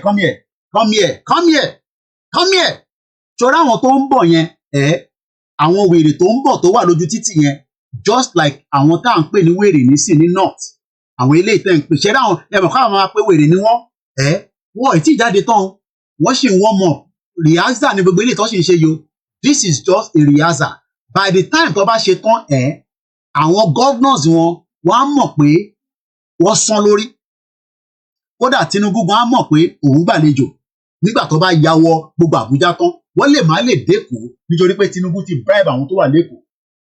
Now ẹ wá jẹ́ ká lọ báyìí mo ní bra ẹ lè má mọ ẹni tó ń pè ní ẹ mọ̀ pé international ní kíni abádẹ ti bá ń lo software báyìí torí kò à ń rí lò lójoojúmọ́ bíi ti tẹ́lẹ̀ ẹ fún wa lówó ká invest kára this kára that ọlọ́run àbò gbogbo aláṣìírí ẹ̀yin tẹ́ ń fún wa ẹ má jẹ́ kó sun yín kò ní tán níbẹ̀ mo fẹ́ ká lọ wo ojú woman yẹn ni o kódà tó bá sọ fún ìyá yìí pé ìyá yìí ojú ẹ̀rẹ̀ tó bá sọ fún yín pé woman yìí woman tẹ́ ń wò yìí woman yìí pé bra tó máa ń wọ̀ sára wọ́n máa wá display lórí social media á nírọ́ ni mò ń pa á ní Koiki irọ́ ló ń pa mo ní àwọn governors yín wọn ò ní rántí wọ pátá jáde tẹ́ bá jẹ́ pé a bá súnmọ́ wọn tán pẹ̀lú 1 million 2 million people tá a bá súnmọ́ wọn tán dáadáa but because àwọn ò fẹ́ jẹ́ kán yìnbọn fún wa a dẹ̀ fẹ́ kú èmi náà fẹ́ kú ìwọ náà fẹ́ kú but àwa fẹ́ kí Ìgbòho lọ forí fákú wá àbí Ìgbòho ni kó lọ forí fákú wá àwa tó kú àfẹ́ kú tẹ́rí pé èèyàn dáadáa ní gbogbo wa àwọn ọ̀rẹ́dì láti kú náà so Ìgbòho gangan ni kó lọ forí lakú wá fún wa mo ní bra Bangladesh Prime Minister òun lè rí 1 hour lọ fún ó fi kúrò ẹrú pé rọ́ọ̀nì mò ń pa ẹ jẹ́ sáré lọ mú fídíò yẹn wá fún yín mo ní bíbá ẹni international news yín ẹ̀yẹn má máa káàkiri lọ anywhere ẹ bá ṣáà ti mọ̀ pé Koiki wà lórí program ẹ gbọ́ news tẹ ẹ gbọ́ tẹ́lẹ̀ rí ẹ gbọ́ history tẹ ẹ gbọ́ tẹ́lẹ̀ rí ẹ jẹ́ ká lọ sọ́dọ̀ ìyàwó ní sùúrù àgbọ̀ ti Kamala Harris kò sí tó kàn mí pẹ̀lú yẹn ṣé òun lè lè ṣá mo bọ̀ èyí tá a fẹ́ gbọ́ nǹkan lélẹ̀ ilé mi no ok òun lélẹ̀ no bang òun lélẹ̀ ṣé òun lélẹ̀ ṣá mo ń bọ̀ náà pé lè ní mò ń wò lọ nísìnyí Maduro blames Venezuela because I open a lot of things all the time on my YouTube. I think it's this one. I think so. Ma fast forward it. Wọ́n ní wọ́n fún ní 1 hour. Ẹ̀gbọ́n nísì 1 hour lọ́nà fún after 1 hour tó o bá jẹ́ ká rescue ẹ̀ torí wà tí orí ẹ̀ inú abọ́ ló ti máa bá bí ṣe sọ fún yín pé ọlọ́mọ ẹ̀kọ́ gé orí Tinubu kó gbé sínú abọ́ kó gbé wá bá wa ní South West ẹ máa sọ pé ẹ nífẹ̀ẹ́ Tinubu ẹ rò páwa náà nífẹ̀ẹ́ torí ìgbà tó bá pa sí Àbújá ní gbogbo yín máa mọ̀ pé a nífẹ̀ẹ́ orí gbogbo yín ó pè fún bastard ẹ jẹ́ ká gbọ́ ọ̀rọ̀ woman. The protests ended. We've been tracking all the developments. Now èmi máa mute mic mi development Bangladesh tó fi di pé bra prime minister wọn tẹ́lẹ̀ ó wá di tí wọ́n gbé sókè bẹ́ẹ̀ tó gba trophy àbẹ́rẹ́ bẹ́ẹ̀ lè ṣe gbé bra méjì sókè ní gbogbo inú yàrá arákùnrin tó dẹ̀ sọ pé muslim lòun àbẹ́rẹ́ tó kúrú gbọ̀n ó dẹ̀ wọnú ilé ó dẹ̀ lọ fa bra jáde ẹ mọ̀ kó tó bá jẹ́ pé christian ló lọ fà jáde nísìn àbí hindu ni bọ̀bọ̀ yìí ni mo mọ̀ pé muslim ni because Bangladesh mùsùlùmí ló pọ̀ ńbẹ̀ ní gbogbo inú yàrá kò rí kankan mú jáde bra oníbra ló lọ fà jáde ìwọ́de wa ní àmì muslim mùsùlùmí ni mí o mùsùlùmí ni mí o born bastard àwọn mùsùlùmí ẹgbẹ́ ló wọlé nísìn tó lọ fa bra jáde tó lọ fa pátá jáde kò ń ṣe bra nìkan ló mú jáde ọ̀pọ̀lọpọ̀ eléyìí kùrán gbé jáde orí chair orí tébù kódà àwọn kan wọ́ freezer torí ràn bá ṣe máa wọ́ gbogbo ẹ̀ kúrò nílé àwọn olórí burúkú àwọn olùsì àwọn tó ní ṣoríire àwọn tó ti fìyà jẹ gbogbo wa báwa náà ṣe máa wọ́ torí freezer torí chair bá ṣe máa wọ́ kúrò nílé wọn nìyẹn ìwọ náà wà lọ tọ́jú ẹ̀sìn nílé ẹ̀yin tó bá ti gbé torí táyà olúkálukú tó bá wọn ẹ̀ ló máa gbé eléègbé plasma tv ẹ̀yin ò rẹ́dì because kò sẹ́ni tó fẹ́ kú èmi náà fẹ́ kú ìṣòrí àwọn eléyìí sọ pé muslim ni wọ́n olúkálukú yọ tiẹ̀ ní o olúkálukú yọ tiẹ̀ ní o mùsùlùmí ni wọ́n so eléyìí ò kí ń ṣàràm kò bẹ̀sìn jẹ́ kò ní da fún gbogbo yín èyí tẹ́ sọ pé ká keep one Nàìjíríà mo ní a need 2 million ta ló lè fún mi ní 2 million kájọ bọ́ sí títì kémi náà máa bọ̀ láàárọ̀ ọ̀la wọn ní náà Koiki wọ́n kọ́kọ́ wá lead wa ná kò ní da fún yín mò ń bọ̀ èyí á máa jẹ yín dáadáa diaspora ló kọ́ máa fún yín lówó ni torí olúkálukú wa gbé souvenir àwọn mùsùlùmí country bí àwọn òde get the right ní ẹjẹ́ kan lọ́wọ́ Bangladesh ṣé muslim ni wọ́n ní àbí christian torí mo mọ̀ pé mo máa ń gbọ́ pé muslim country ṣé muslim ló ń ṣe ń bẹ̀ ní àbí ẹ̀sìn wọn ló ń ṣe ń bẹ̀ mo ń bọ̀ o idiot all over the place à ń jàjà òmìnira mo ní kò bẹ̀sìn jẹ́ Islam is the largest and the state religion of the People's Republic of Bangladesh according to the census of 2022 population one is 150 million Muslim 150 Muslim wọ́n wá ń kó pátá wọ́n ń kó bra wọ́n wá ń jẹ́ a máa sọ pé wọ́n ń jalè ní wọ́n jalè o ṣèbáwọn owó wọn ni náà owó wọn ni má sọ pé wọ́n ń jalè idiot owó wọn ni a Muslim country bẹ́ẹ̀ ni ó ṣe Clement a Muslim country àwárí tí arákùnrin òun wá wọlé ẹni sùúrù gbogbo tó rí láyé ẹ̀ tó ń mà tó ń wọnú yàrá muslim ó dẹ̀ lọ fa bra jáde ó wà nà sókè báyìí pé trophy tèmi lélẹ̀ mo kí alájà ara queen fẹ́yìn tẹ́ ẹ̀ tí mọ̀ ìkéde kan wà ẹ lè má gbọ́ tẹ́lẹ̀ bí ẹ gbàgbé ni ní ìyẹn October tó fẹ́ dé yìí torí pé mo rí pa pọ̀ díẹ̀ lórí program náà mo ṣe sáré kí n sọ torí àwọn kan máa sá lọ nísìn nígbà bá ti fi pé a máa gbowó fún tíkẹ́ẹ̀tì ẹ máa sá lọ ẹ má ti sá lọ ẹ kò gbọ́ wọlé share button 297 ṣé ghost ní ní ẹ bá wa thumbs up now ẹ bá thumbs up lẹ ṣe máa rí recommendation lọ́la àdẹ̀ ṣe fracas ní bíbà tó bá yẹ kó fi wá gbọ́ fracas à ń ṣe fracas ní bíbà ẹ̀dẹ̀ ti lọ sókè ẹ̀yẹn gbọ́ wọlé thumbs up 304 ló ń wò mí náà wò lórí screen báyìí only 48 nìkan ló thumbs up kò dá bẹ́ẹ̀ mo dẹ̀ lè bínú kí n pa program mi kúkú mo ní show mi màá pa màá dẹ̀ lọ sùn ẹ bá mi thumbs up ẹ̀yin tẹ́ bá ń thumbs up tẹ́lẹ̀ tẹ́ gbàgbé ẹ lọ bá wa thumbs up ẹ bá wa thumbs up orí live ọ̀tọ̀ọ̀tọ̀ ni mo ti ń ṣe ẹ̀yin tẹ́ ẹ̀ mọ tó ń lọ nínú background tẹ́ ẹ sọ pé Koiki ó sọ̀rọ̀ pátá àti bra àárín kankan ẹ má bínú ẹbí ṣe space camera yẹn ni mo ní studio tí mo wá jí lò yìí yàrá ọmọ mi ni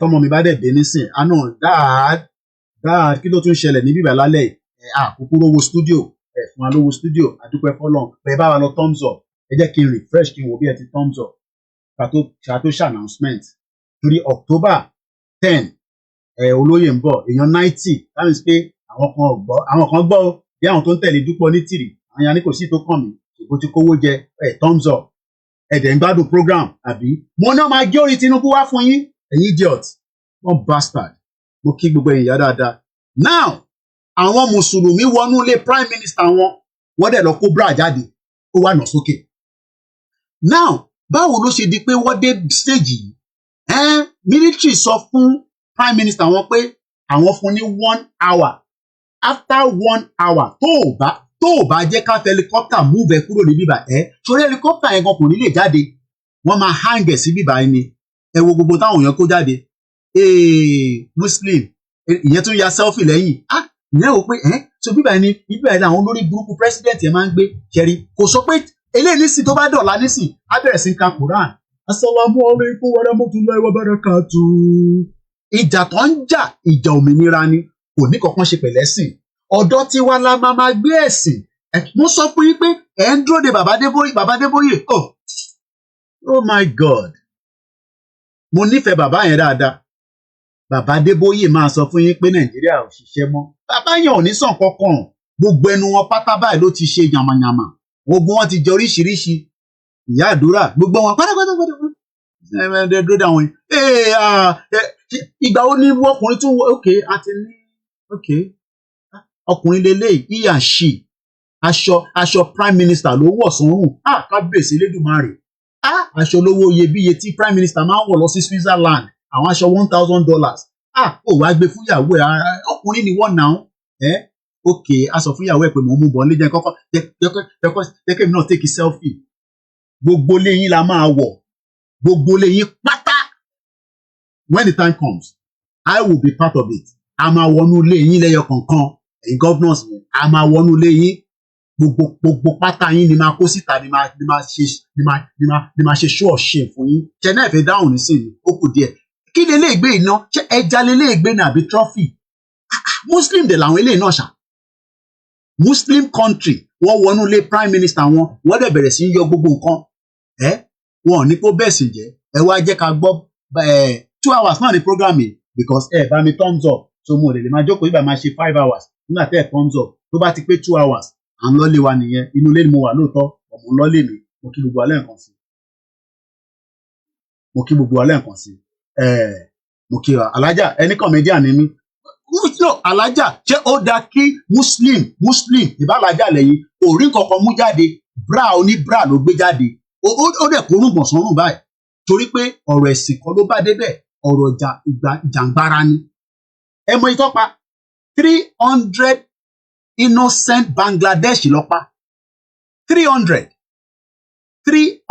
ni wọ́n pa ẹ má bínú pé program yẹn ó kàn lọ bó ṣe yẹ kó lọ bọ̀ ní October nǹkan kan fẹ́ ṣẹlẹ̀ ní London àwọn ọjà ní bíbà à ń jà ní bíbà kódà àwọn òyìnbó tó fẹ́ jà tọ́nà àwọn máa bá àwọn kan jà ní Walthamstow àwọn òyìnbó tẹ̀lé wọ́n ní no wọ́n ṣeré o Walthamstow lálẹ́ yìí ó gbóná rẹpẹtẹ ni o but àwọn èèyàn dúró ti àwọn ọmọ Asia ta ló máa dúró ti àwa náà nígbà tá a bá need assistance àwọn wo ló máa dúró tì wá ẹ jẹ́ ká lọ fún ní images yẹn ní Walthamstow lálẹ́ yìí àwọn English defence wọ́n náà máa wá attack àwọn kan ọlọ́pàá ní ẹ̀ ní àtakò àwọn aráàlú ní ẹ má tẹ̀ wọ́rì àwa la máa shield wọn ẹ wèrò tó bá sọ fáwọn ọ̀rẹ́ ẹ pé ní October 12 olóyè Ìgbòho ń bọ̀ gbogbo àwọn ilé náà máa tẹ̀lé wa but tá a bá sọ fún wọn Kóìkì ìwọ ló máa lọ sọ fún wọn ìwọ ló mọ̀ wọ́n má di torí pé wọ́n sọ fún ẹ o ti gbọ́ nísìn ìwọ náà sọ fún wọn pé ní October 12 lágbára Elédùmarè bàbá wa kan ń bọ̀ ajìjàngbara ni tí wọ́n fẹ́ pa wọ́n ń pè ní olóyè Ìgbòho CSI oríṣiríṣi orúkọ tó bá rántí wàá wá sọ fún wọn pé ó ń bọ̀ ní London tó bá wá dé London kọ́ ó máa ṣe dinner yẹn £100 ni kò ń ṣe tó wọ́n eléyìí ń ṣe dinner ó máa mọ́ rẹ̀ dání o ẹ gbọ́ mi dáadáa o pa tíkẹ́ẹ̀tì ni o àwọn èèyàn ti ń ra tíkẹ́ẹ̀tì o àwọn couples kan ní Birmingham kódà wọ́n tún book hotel wọ́n dẹ̀ tún ra aṣọ alájà double size ni wọ́n XL ẹ bá ń sọ fún Kentos màá sọ fún wọn lọ́la mọ́mì wa kan pè mí láti Leicester mo ti fún wọn ní nọ́mbà yín alájà wọ́n máa pè yín ọ̀sán yìí lọ pè mí wọ́n náà wọ́n lo walking stick mo ní kọ́ máa wọ̀rí àti búùkì bọ́ọ̀sì tó máa gbé wọ́n náà máa jẹ dínà wọ́n ń bọ̀ láti Leicester ìwọ tó bá wá náà jẹ dínà máa pàdé wa ní rally ẹ pàdé wa ní rally torí pé lágbára Ọlọ́run ní rally yẹn olóyè ọmọ Adéyẹmọ Ìgbòho ṣàtiwá ó ń bọ̀ mo tún wá ní mo láwọn kan tó pè mí láti Amẹ́ríkà mo ti sọ fún Kentos yá Kentos máa brief ní alájà ó ní ìyàwó kan tó pè mí láti Amẹ́ríkà àwọn ò ń jáde kan lọ títí wọ́n máa ń lọ́dà since tí a ti nígbòho ń bọ̀ ó jẹ́ káwọn náà wá sí London àwọn ilé tí jàjàngbara ti pẹ́ ìjọ làwa bẹ̀rẹ̀ ọmọdé làwa nínú jàngbara olóyè ganjọ́ wo ni wọ́n wá náà máa wá fọwọ́ kún wa àwọn ilé gọ́ọ̀mẹ̀ntì fi pa wọ́n dànù ni àmọ́ ẹ̀mí wọn ṣì wà mo dúpẹ́ lọ́wọ́ Ọlọ́run mo kí gbogbo wa so ní Walthamstow ní èní àwọn òyìnbó kan ní àwọn máa lọ àtàkì àwọn èèyàn níbẹ̀ àwọn ará àdúgbò wa ní kò ní possible ànígbà ẹ wá wo èrò tó jáde èní leléyìí o ẹ wo èrò èmi tẹ̀ ní pẹ́ parí ẹ̀gbọ́n anyway 30 minutes náà ló kù now ẹ jẹ́ ká wá lọ wo video evidence ẹ̀ mo kí gbogbo alẹ́ nǹkan sí ẹ wo video evidence ẹ wo èrò ṣẹ̀rẹ̀rò this is the reason why we are saying that tá bá rírú èrò báyìí ní London tó lóyè bá wá wọ́n á máa béèrè pé kí ló ṣe wá a ní wọ́n fẹ́ pa wá wọ́n fẹ́ gé wa lórí gbogbo nǹkan ló ń ṣe wá ẹ bá wa sọ fún ìjọba yín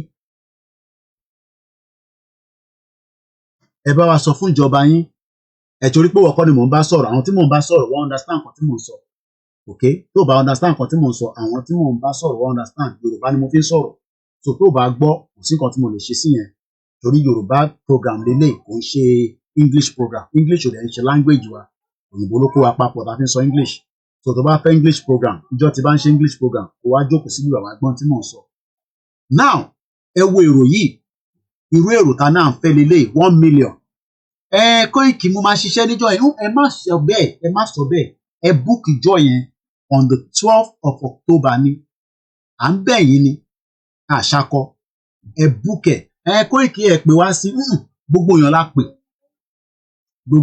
pè kò ń ṣe pé àpè yín sí a ti pè everybody official tó ti jáde yẹn ó ti invite everybody ó yẹ ká ṣe pè yín ní individually kò sẹ́ni kankan tó máa pè anybody individually we are all fighting days together so tẹ́ bá dẹ̀ wá sọ pé ó dìgbà tá a bá write letter sí yín mo sorry àníṣe yẹn o fact lẹ gbọ́ lẹ́nu mi ṣẹ̀rá àwọn òyìnbó tó support àwọn Asia pé no you are good people ẹ̀yin ò ń ṣe terrorist àwọn English Defence League tó fi máa wá terrorize yín ànígbà ẹ sọ fún àwọn òyìnbó yín ẹ sọ fún àwọn ọ̀rẹ́ yín ẹ sọ fún everybody pé kó wá represent ó ti yín nísìn these are the English people that were not abusing or cursing we are only calling their government to order with all the crime that they've done in what is known as Nigeria today ṣẹ́rí gbogbo wọn taking pictures you know I would love to see as many English people Asian èmi náà ti ń polówó fáwọn ọ̀rẹ́ mi kankan let every Yoruba person tó ń gbé ní UK ẹ polongo fáwọn ọ̀rẹ́ yín a máa release a flyer ilé ìta ti ṣe electronic one ni mo ti ń share ẹ download ẹ send ẹ sáwọn colleagues yìí kan ní what is going to happen what is this all about ẹ wá ṣàlàyé fún wọn within 60 seconds the Yoruba people are living in Nigeria. Nigeria was created by British. Now we want to have our independent country like Scotland, like Wales, because we are already under threat by the Fulani terrorists. The Fulani terrorists are the same like the Al-Qaeda terrorists. Remember the bomb that took place in London in 2006? Those terrorists, they have multiple of them. They are killing our people, they have taken our land, and we want to take all these things back. 60 seconds. I bet you òyìnbó máa tẹ̀lé yín débẹ̀. Àwọn òyìnbó dá. Ìjọba wọn lè má dá. Àwọn òyìnbó máa tẹ̀lé yín débẹ̀. Ẹ má wá sọ pé Koiki you should have called me first. Ta ni wọ́n tá máa ṣe máa pè yín. You are not a prime minister. We are all you are just ordinary citizen. So gbogbo èèyàn la pè. Bó ṣe jẹ́ nìyẹn. So mo kí gbogbo wa. Now because ìyàwó mi ń jẹ́ kó yé mi pé àwọn ọmọ yẹn ti fẹ́ sùn. Voice yẹn dẹ̀ ń lọ sókè too much ẹ má bínú sí wa a máa drop voice yẹn díẹ̀ but àìtí parí program yìí mo ní kí ni Russia flag wá dé inú protest ground tí wọ́n ń ṣe lọ́wọ́lọ́wọ́ even though Tinubu sọ fún wa pé nobody dare hoist Nigeria any other flag within Nigeria but Tinubu lied he's a liar.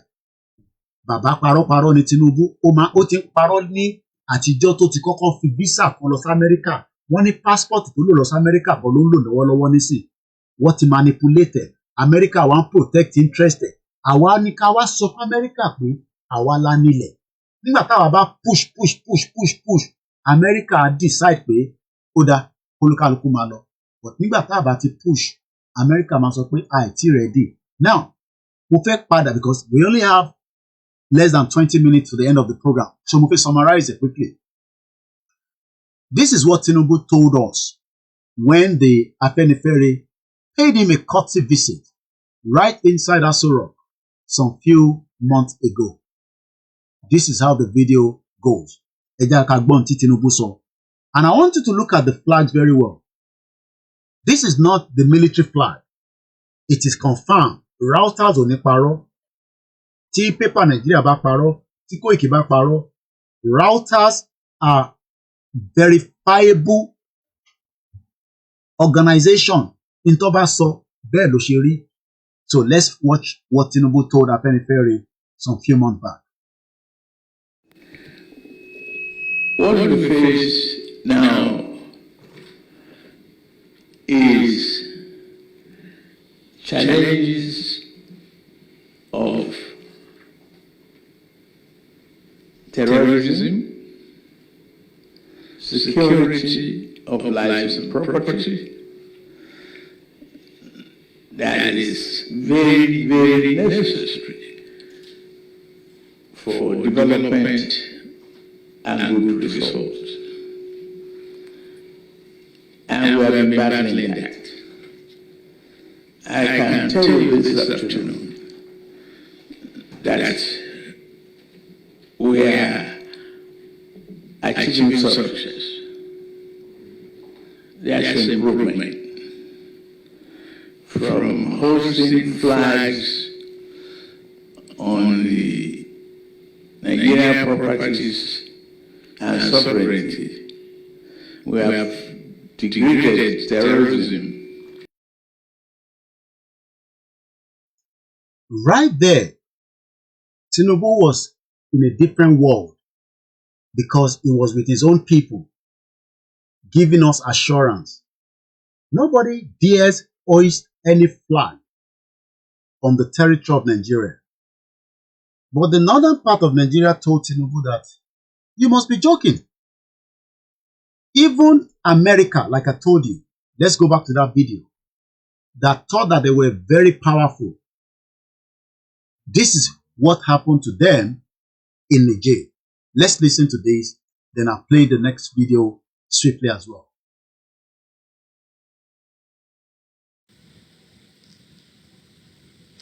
Shifting focus to Niger, the United States has pulled out its remaining troops from the West African nation. The U.S. handed over its last military base, the Air Base 201, to the authorities in Niger. The large base, located in the city of Agadez in northern Niger, was a crucial hub for American counter-terrorism operations in the country. It was a drone base that cost up to $110 million to the U.S. It was one of the largest U.S. drone bases in Africa and of high strategic importance. A tiny country called Niger told America, we've given you a timeline. Hand over to us and pack all your troops and your equipment and leave. And America did not fight back. When Tabati ready, Tafik Balewa, none of them will fight back. They will just allow you to flow. But nítorí pé àìtí ready, ìyẹn ni wọ́n ṣe ń ṣe kíni, lọ ṣe intimidate wa.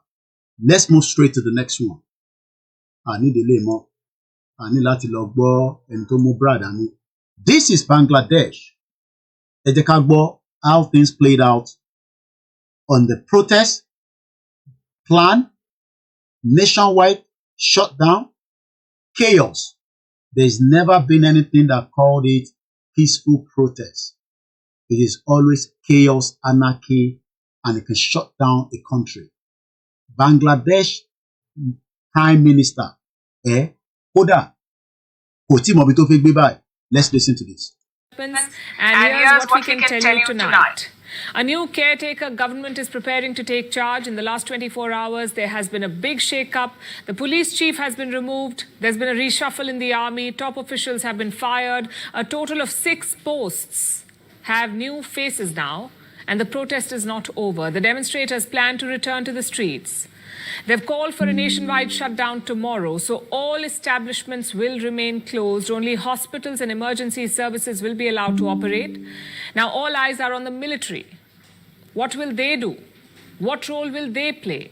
Will the next government just be a facade with the army running the show from behind, or will the army play the role of a mediator between the protesters, the civil society, and the politicians?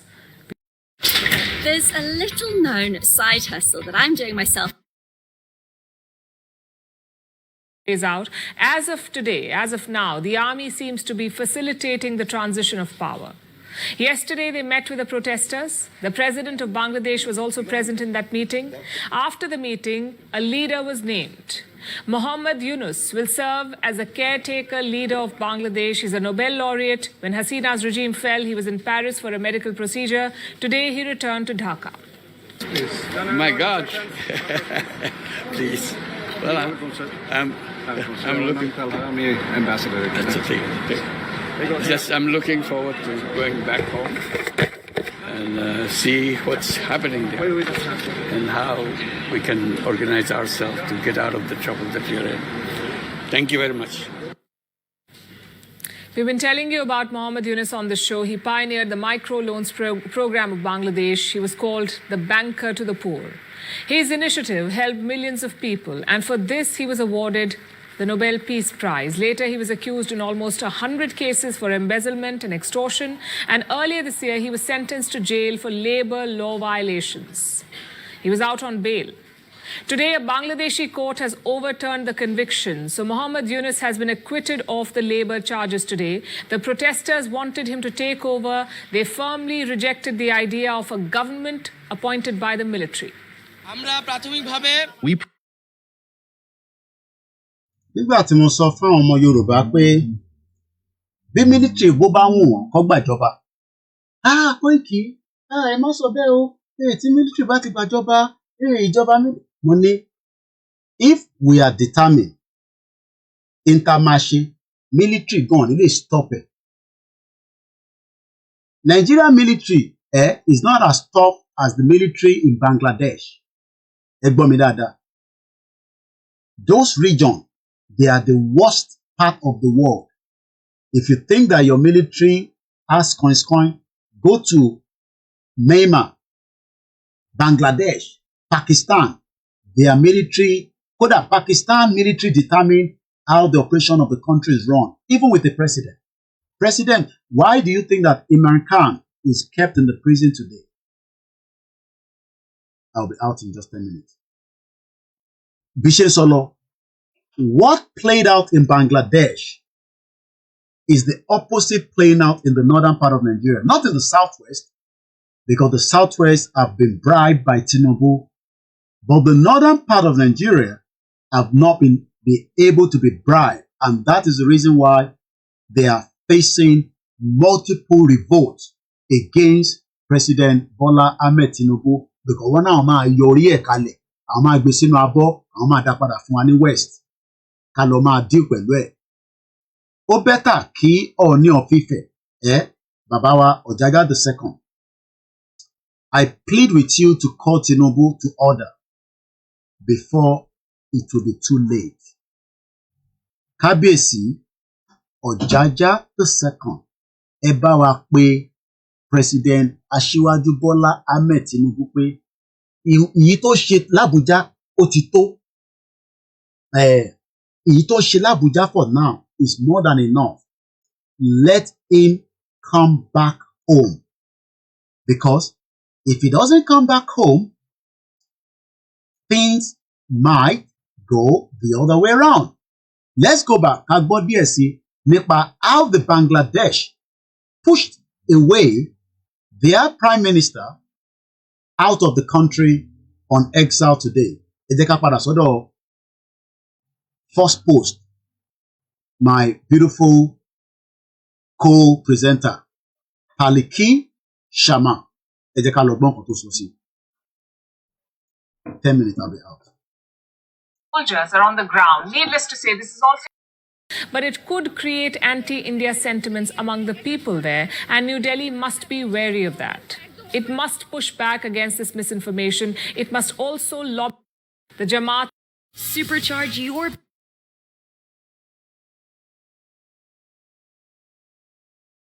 And I'm quoting, since Rahman banned, they could not contest elections anymore. Another round of crackdown came this year. Sheikh Hasina accused them of escalating the student protests. So the group, the Jamaat, was outright. If we let them go... But not for the Jamaat. For the Jamaat-e-Islami, this is an opportunity of a lifetime, a chance to reset Bangladesh's identity from secularism and progress. Ọmọ àlè Yorùbá a máa sọ pé Koiki, shut up. Tó o bá gbọ́ gbogbo nǹkan lẹ́ẹ̀kan, you heard this is the best time to reset and bring back their identity. Ó bẹ́tà kí Nàìjíríà kó dàrú, kó wà in chaos, kó wà in crisis, kó wà in anarchy than kó stable, ká má rí nǹkan kan ṣe.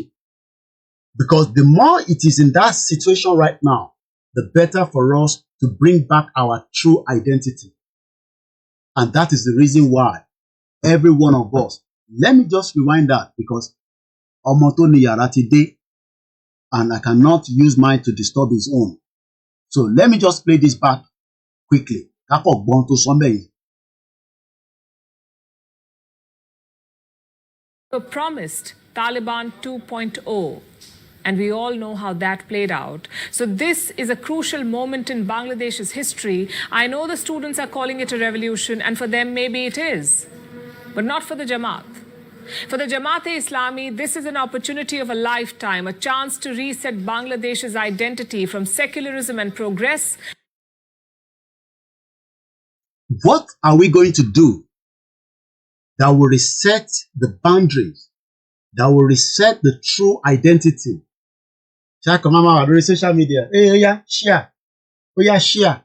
Oya, hey, give us sticker. Oya, fún wa lówó. Ìyẹn lẹ fẹ́ ká máa ṣe àbí. So, ẹ fẹ́ kí máa wá, kí máa dẹ́rìn pa yín. Hey, ẹ rí bra, ẹ rí pátá, ẹ rí ó já sókè, ó já sílẹ̀.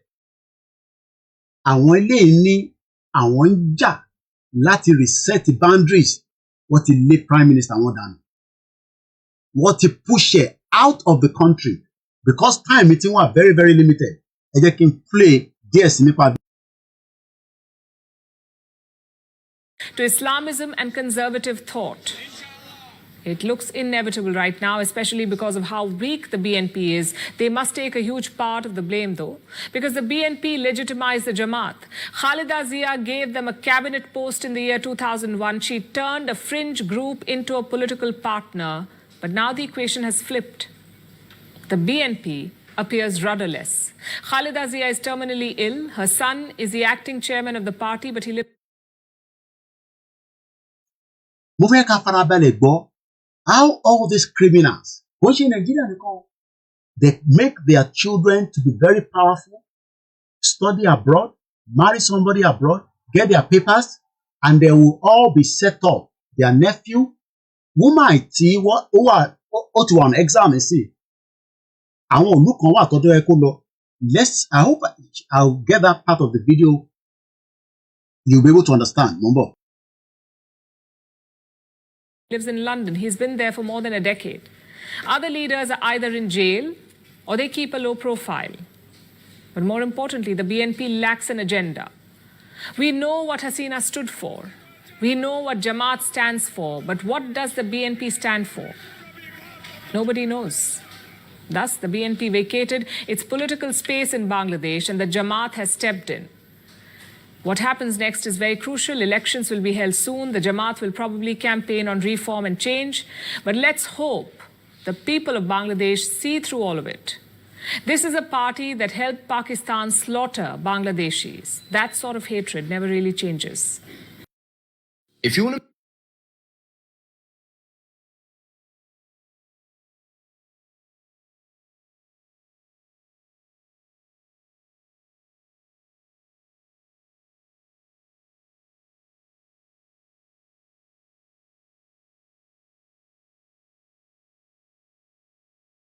Mo fẹ́ dá padà sẹ́yìn díẹ̀ fídíò yìí. I want us to pick from the beginning. I miss it gbogbo bíbà. Mo fẹ́ ká farabalẹ̀ gbọ́ bíbà. We have 8 minutes to the end of this program. How long will India host her? We'll try to answer some of them virtually from a hospital. Health, but clearly the table.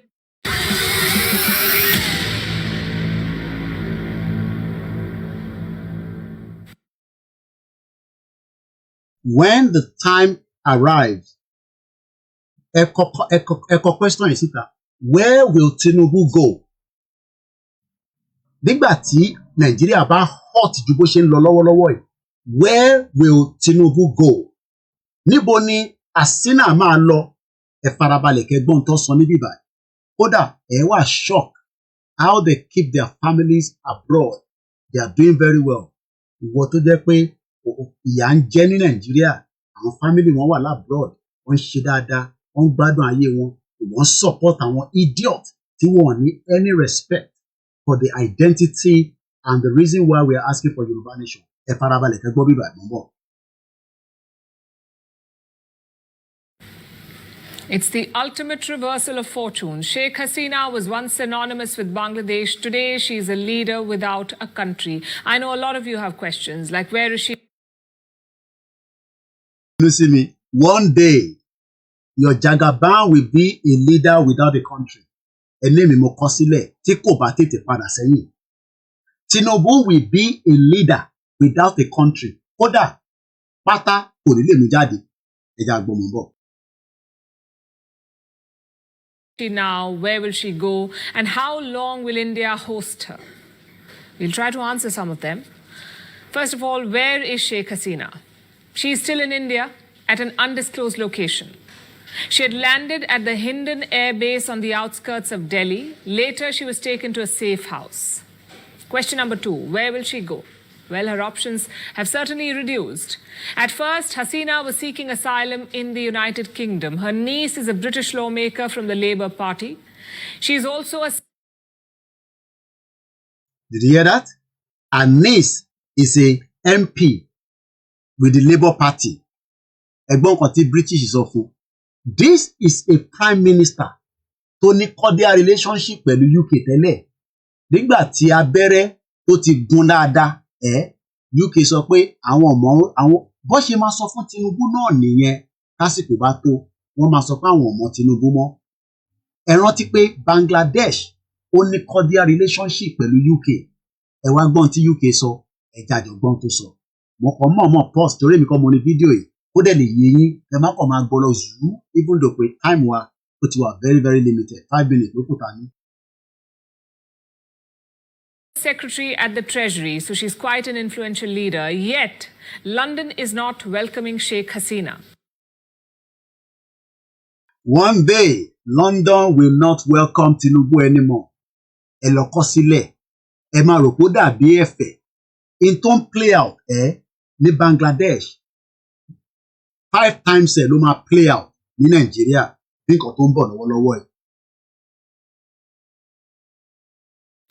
Their officials say you cannot apply for asylum from outside the UK. You must seek asylum from the first safe country. In this case, that is India, the first safe country for her. Her second option is the United States. Her son works as a lawyer. Ṣé pé wọ́n mọ bó ṣe ń tọ́jú ara wọn? The second option is America, where her son works as a lawyer. Just like Tinubu's son, daughter, Atiku, Ginikan, ẹrántí. Ẹgbọ́n nǹkan tó sọ ní bíbáyìí náà. Nígbà tí abẹ́rẹ́ ti gún ìyá wọn àbí màmá wọn, just like abẹ́rẹ́ ti gún Tinubu nídìí báyìí. Instead kó padà wá sílé, wọ́n máa forí ẹ̀ fágbọ̀n lọ́hùn ni. Ẹni mi mo sọ bẹ́ẹ̀. Gbóhùn sókè. Sheikh Hasina's son. He's in the US. But since Hasina has resigned as Prime Minister, her official visa is not valid anymore. I love that. Ìgbà tó jẹ́ Prime Minister ní visa valid, ní valid visa kankan mọ́, wọ́n náà ti di asylum seeker bí Koikimedia, ìlú rẹ̀ kúkú apply for asylum. But it took 15 years to get my papers. Ní kúure gbogbo èèyàn olóṣèlú. Ní ríbi lọ. Kódà Benin Republic ò ní gbàyìn Ghana ò ní gbà yín, Togo ò ní gbà yín, àjọ máa wà nílẹ̀ yẹn tá máa dí pẹ̀lú yín ni. Ṣẹ́lẹ́yìn tẹ́ wà ń lé, a sì máa tún fídíò yìí, a máa tún ṣe lẹ́ẹ̀kan sí. Ẹ lè rò pé mo ṣe fídíò yìí bíi ẹ̀fẹ̀, mo fẹ́ kẹ́ padà kẹ́ lọ tún wò láti bẹ̀rẹ̀. Kẹ́ wá bẹ̀rẹ̀ sí pọ́ìntì gbogbo àwọn pointers tí mo gbé jáde. Ọmọ ìyá yìí Amẹ́ríkà ló ń gbé, lọ́ọ̀yà ni. Ìyá rẹ̀ ti wà ní India, ó ti há sí India. Bí wọn náà ṣe há sí Libya tó lè wọ Europe, ìjọ kan máa dé lágbára Elédùmarè. Gbogbo ẹ̀yin olóṣèlú ẹ máa há sílẹ̀ Yorùbá ni, ẹ̀ ní lè jáde. Àjọ máa dí pẹ̀lú ra wa ń bẹ̀ ni. Ẹ já gbọ́ ìtókù mọ́ bọ̀. A third option is Finland. Again, she has family there. Hasina's nephew works in Helsinki and is married to a Finnish national. But their government is silent. And what about West Asia? Reports say that Hasina could also seek refuge in Saudi Arabia or the UAE. But again, nothing concrete here. At this point, it's all reports and speculation. But why not India? Why can't she remain in India? Her daughter lives in New Delhi, after all. The Indian government hosted Hasina 50 years back when her family was killed. So why not now? Because the equation has changed. You see, there is public anger against Sheikh Hasina in Dhaka. If you can't take anything to this program tonight, there's what I call public anger. When the public anger gets to where it's meant to go, nobody will be able to stop Yoruba nation. But for now, there's no public anger. All what we want to do is, a fẹ́ jẹ́ kí bàbá wa Olóyè Ìgbòho, òun la fẹ́ tì síwájú, àwa kan ì tíì ready, àwa ń distract gbogbo program, gbogbo project. Tó bá gbé báyìí, bàbá Akíntóyè bá gbé báyìí, ẹ ti sọ̀hún. Tó bá gbé báyìí, ẹ ti sọ̀hún. Àbí bẹ́ẹ̀ kọ́, àwa tá wá nífẹ̀ẹ́ bàbá yìí, kò ń ṣèmi nìkan, gbogbo àwa tá nífẹ̀ẹ́, tá dúró tì, tá dẹ̀ sọ pé a máa dúró ti ọmọ Adéyẹmọ títí dìgbà tájọ máa délé lérí. Àwọn kan á máa náwó, àwọn kan á máa sọ̀rọ̀, àwọn kan á máa pátíkù lé lórí. Ṣẹ́rí bó ṣe wà lẹ́yìn mi, Ọlọ́run dúró tì, èèyàn dúró tì, àǹjọ̀nú dúró tì, wòlíì dúró tì, gbogbo tó ń bẹ láyé lọ́wọ́lọ́wọ́ báyìí wọ́n dúró tì. Ó mọ̀dí torí pé ó rí jẹ, ó rí mu, ó rí lò, ó wá abandon gbogbo yẹn. Ó mọlé ẹ̀ ní, tó bá mọlé olóyè ní Sókà, ilé ẹ̀ ó tanná fún 10 street ní gbogbo àgbègbè yẹn. Ó ṣe pé wọ́n sọ fún mi, mo ka gbogbo street yẹn lẹ́yọ kọ̀ọ̀kan, mo rìn débẹ̀ ni. Ṣó rántí pé over oṣù 6 ni mo ṣe pẹ̀lú wọn ní Sókà. Apart from that, chalet kọ̀ọ̀kan, èyí tó fèmí sí tí mo wà, ó ní kitchen, ó ní toilet, ó ní yàrá, ó ní air condition, ó ní GoTV. Nígbà tí mo dé, mo ní olóyè, ẹni bíbá ẹni GoTV, èmi ò rí GoTV. Wọ́n ní mò ń sanwó ẹ̀, mo náà ti gbé yín ní Mugun. Àwọn tẹ́jọ́ ń gbé nínú ilé, wọ́n ti gbé yín ní Mugun. Ó dẹ̀ pé fóònù, pápápápápápá. Ẹni tó máa ṣe GoTV yẹn, ọ̀sán yẹn náà ló dé, ó bẹ̀rẹ̀ sí í ṣiṣẹ́. Pé journalist lèmi, mi gbọ́dọ̀ máa wo news tó ń lọ lágbàáyé. At the end of the day, ó abandon gbogbo ẹ̀.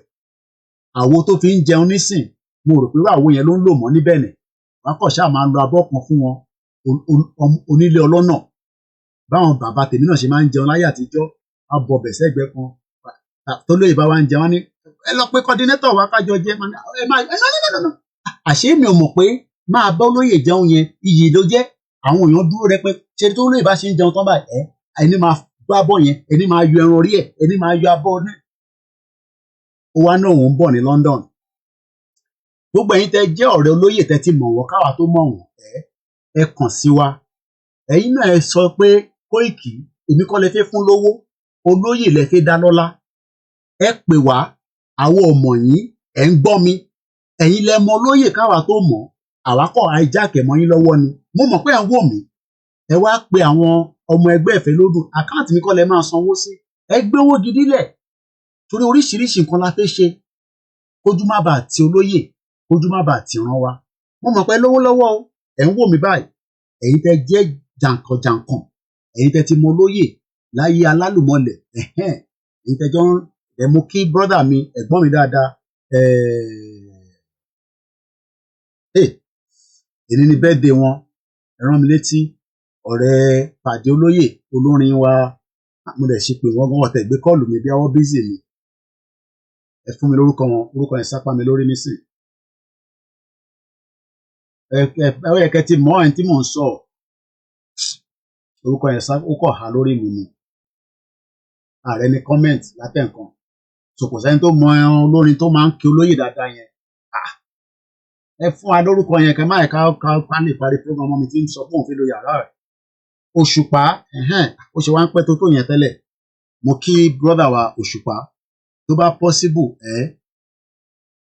tẹ́ bá lè ẹ̀yin ní visa mo ì tí gẹ́ẹ̀tì yín o but tẹ́ bá rí fídíò yìí ẹ lè wá play fún wa níjọ́ yẹn a lè ṣe ticket tẹ́ máa fi wá but ṣẹ́yìn lè wá play fún wa tẹ́ bá ti wá play fún wa àmọ́ pé ẹ̀yin gan nífẹ̀ẹ́ wa a sọ pé ẹ̀ ń ṣe Yorùbá nation o but ọmọ Yorùbá ní kẹ́kọ̀ọ́ wá play fún wa ẹ wá ṣe orí fáwa náà a lówó tá máa fún yín o wàá ra tíkẹ́ẹ̀tì yín àwọn ò lówó tá fẹ́ fún yín o kẹ́kọ̀ọ́ wá fi yé olóyè sí ẹ bá ẹni tó bá rí nọ́mbà wọn ẹ bá mi jù sí wọn èmi ti pè wọ́n ó dà pé bí wọ́n ti change nọ́mbà ni mo dẹ̀ ní láti pe olóyè mo lè gba nọ́mbà wọn lọ́wọ́ olóyè ẹ̀yin tẹ́ bá mọ bàbá mi Saheed Òṣùpá ẹ bá mi sọ fún wọn pé ṣé wọ́n lè wá ṣeré fún wa níjọ rálì wa àbí níjọ bẹ́ẹ̀dẹ̀ olóyè sọ àníri jù bẹ́ẹ̀ lọ mo kí gbogbo wa táìmì ti pé báyìí a gbọ́dọ̀ lọ mo kí gbogbo ọmọ Yorùbá nílé lóko gbogbo ẹni tó bá gbọ́ program wa ẹ bá wa pín ẹ lè ṣàánú àwa náà kẹ́ tó lọ ẹ̀gbọ́n owó sáwo bẹ ṣe ń san ti ẹwà ọ̀ràn míyàn owó ló fi ń ṣẹgbẹ́ owó ló fi ń ṣe nǹkan ẹ má jẹ́ kẹ́ni kankan fún yín pé wọn ní nídìí owó kúdí owó la máa fi ń ṣe so for you to support this platform before you go ẹ lè screenshot ẹ yẹn máa yá yín bá wa screenshot ẹ bá ti wá screenshot ẹ yẹn èyí tó bá convenient fún yín ẹ̀gbọ́n ó ṣàwò so mo kí gbogbo alẹ́ nǹkan sí i nírí jù bẹ́ẹ̀ lọ my name is OLAYOMI KOIKI thank you so much ẹ má bínú pé mo lè máa dárúkọ gbogbo yín lálẹ́ yìí because we're pressed with time and like I said it's a mobile studio mo kí mọ́ sí mi mo kí gbogbo ẹ̀yin ìyá wa ẹ̀yin bàbá wa mo kí àwọn ẹgbẹ́ ìfẹ́ lódún àpapọ̀ tí wọ́n ń ṣiṣẹ́ takuntakun fún ìrìn àjò olóyè ṣe máa wá sí UK gbogbo àwa tó kù náà ni mo kí o odò àgbèwà kò ní gbé ọ̀dàlẹ̀ bẹ́ẹ̀mi náà bá jẹ́ ọ̀dàlẹ̀ kò sí nǹkan tó lọ ẹ̀ tún ṣe mọ́ níbí báyìí tó lọ ẹ̀ tètè máa lọ lọ́hùn kíyàn lọ dúró dẹ̀yìn tó kù lọ́hùn bọ̀tá àbá ti jẹ́ ọ̀dàlẹ̀ a máa pẹ́ a máa gbó a máa náwó Yorùbá a máa ní passport Yorùbá bó ṣe máa rí nìyẹn mo kí gbogbo alẹ́ nǹkan sí o mo dẹ̀ kí brother wa náà bàbá wa wọ́n rà pé mo rí fídíò yín pé ẹ̀yin náà dé London bàbá wa Oríyọmí Hamzat ẹ káàbọ̀ sí ìkànnì tó ń pè ní UK àdúrà gbogbo wa gbà ọ́ àníṣe lásán Yorùbá nation no going back alájà Sanfast TV mo kí yín mo kí gbogbo Yorùbá world media lábẹ́ Dr. Zabi mo kí gbogbo ọmọ Yorùbá pátá láàyò ẹnìkan kan sílẹ̀ kódà àwọn tó tẹ̀lé Dúpọ̀ Onítìrì gan lọ àìmọ̀ kan ló ń ṣe wọ́n dry nation kọ́ là ń wá nation tó máa ní omi tó máa lọ́ràá òun làwọn wá ó rán yọlá máa sùn good night everyone and God bless Yorùbá land God bless Biafra God bless Arewa ẹ má gbà fún Tinubu I beg una no gree this 2024 mo kí ẹ wà látà was good to see you program tí mo ṣe lọ́sàn-án orí ẹ̀ ni mo fi ṣe program yẹn pé project tí òun bá wa handle nílé iṣẹ́ 45 million pounds ni wọ́n fi renovate bẹ́ẹ̀ bá tí wo program yìí program ẹlẹ́ẹ̀kẹrin tá a máa ṣe lénìí ní kò mátà any little time tá a bá ní la máa fi create awareness má wàá sọ pé awareness nìkan là ń ṣe ọmọ 12 years old náà fẹ́ kú àwọ̀ fẹ́ kú ṣojú a máa ṣe awareness lọ a máa fi ready mo kí ẹ wà látà kò dẹ̀ kó àlejò ó dàárọ̀ mo kí àwọn family mi náà mo kí gbogbo ọmọ Yorùbá nílé o àní tẹ́ lójú yín o àní dìbàjẹ́ lójú yín gbogbo ẹ̀yin tẹ́ ń sọ pé mo tún ní wá lọ́la mo ti dé tán kù díẹ̀ good night everybody bye for now.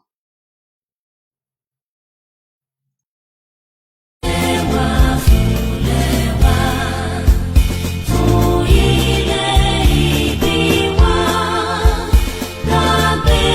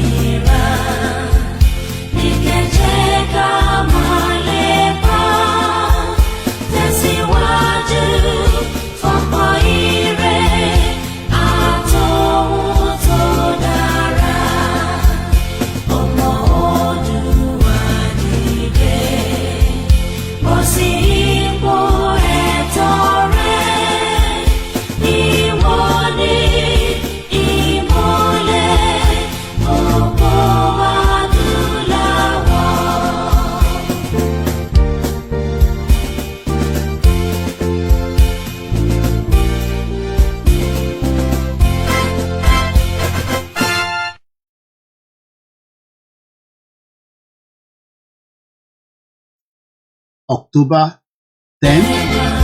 Ẹ má bínú, ẹ bá yọ wọn kúrò. Ẹ má bínú. Let's take that one.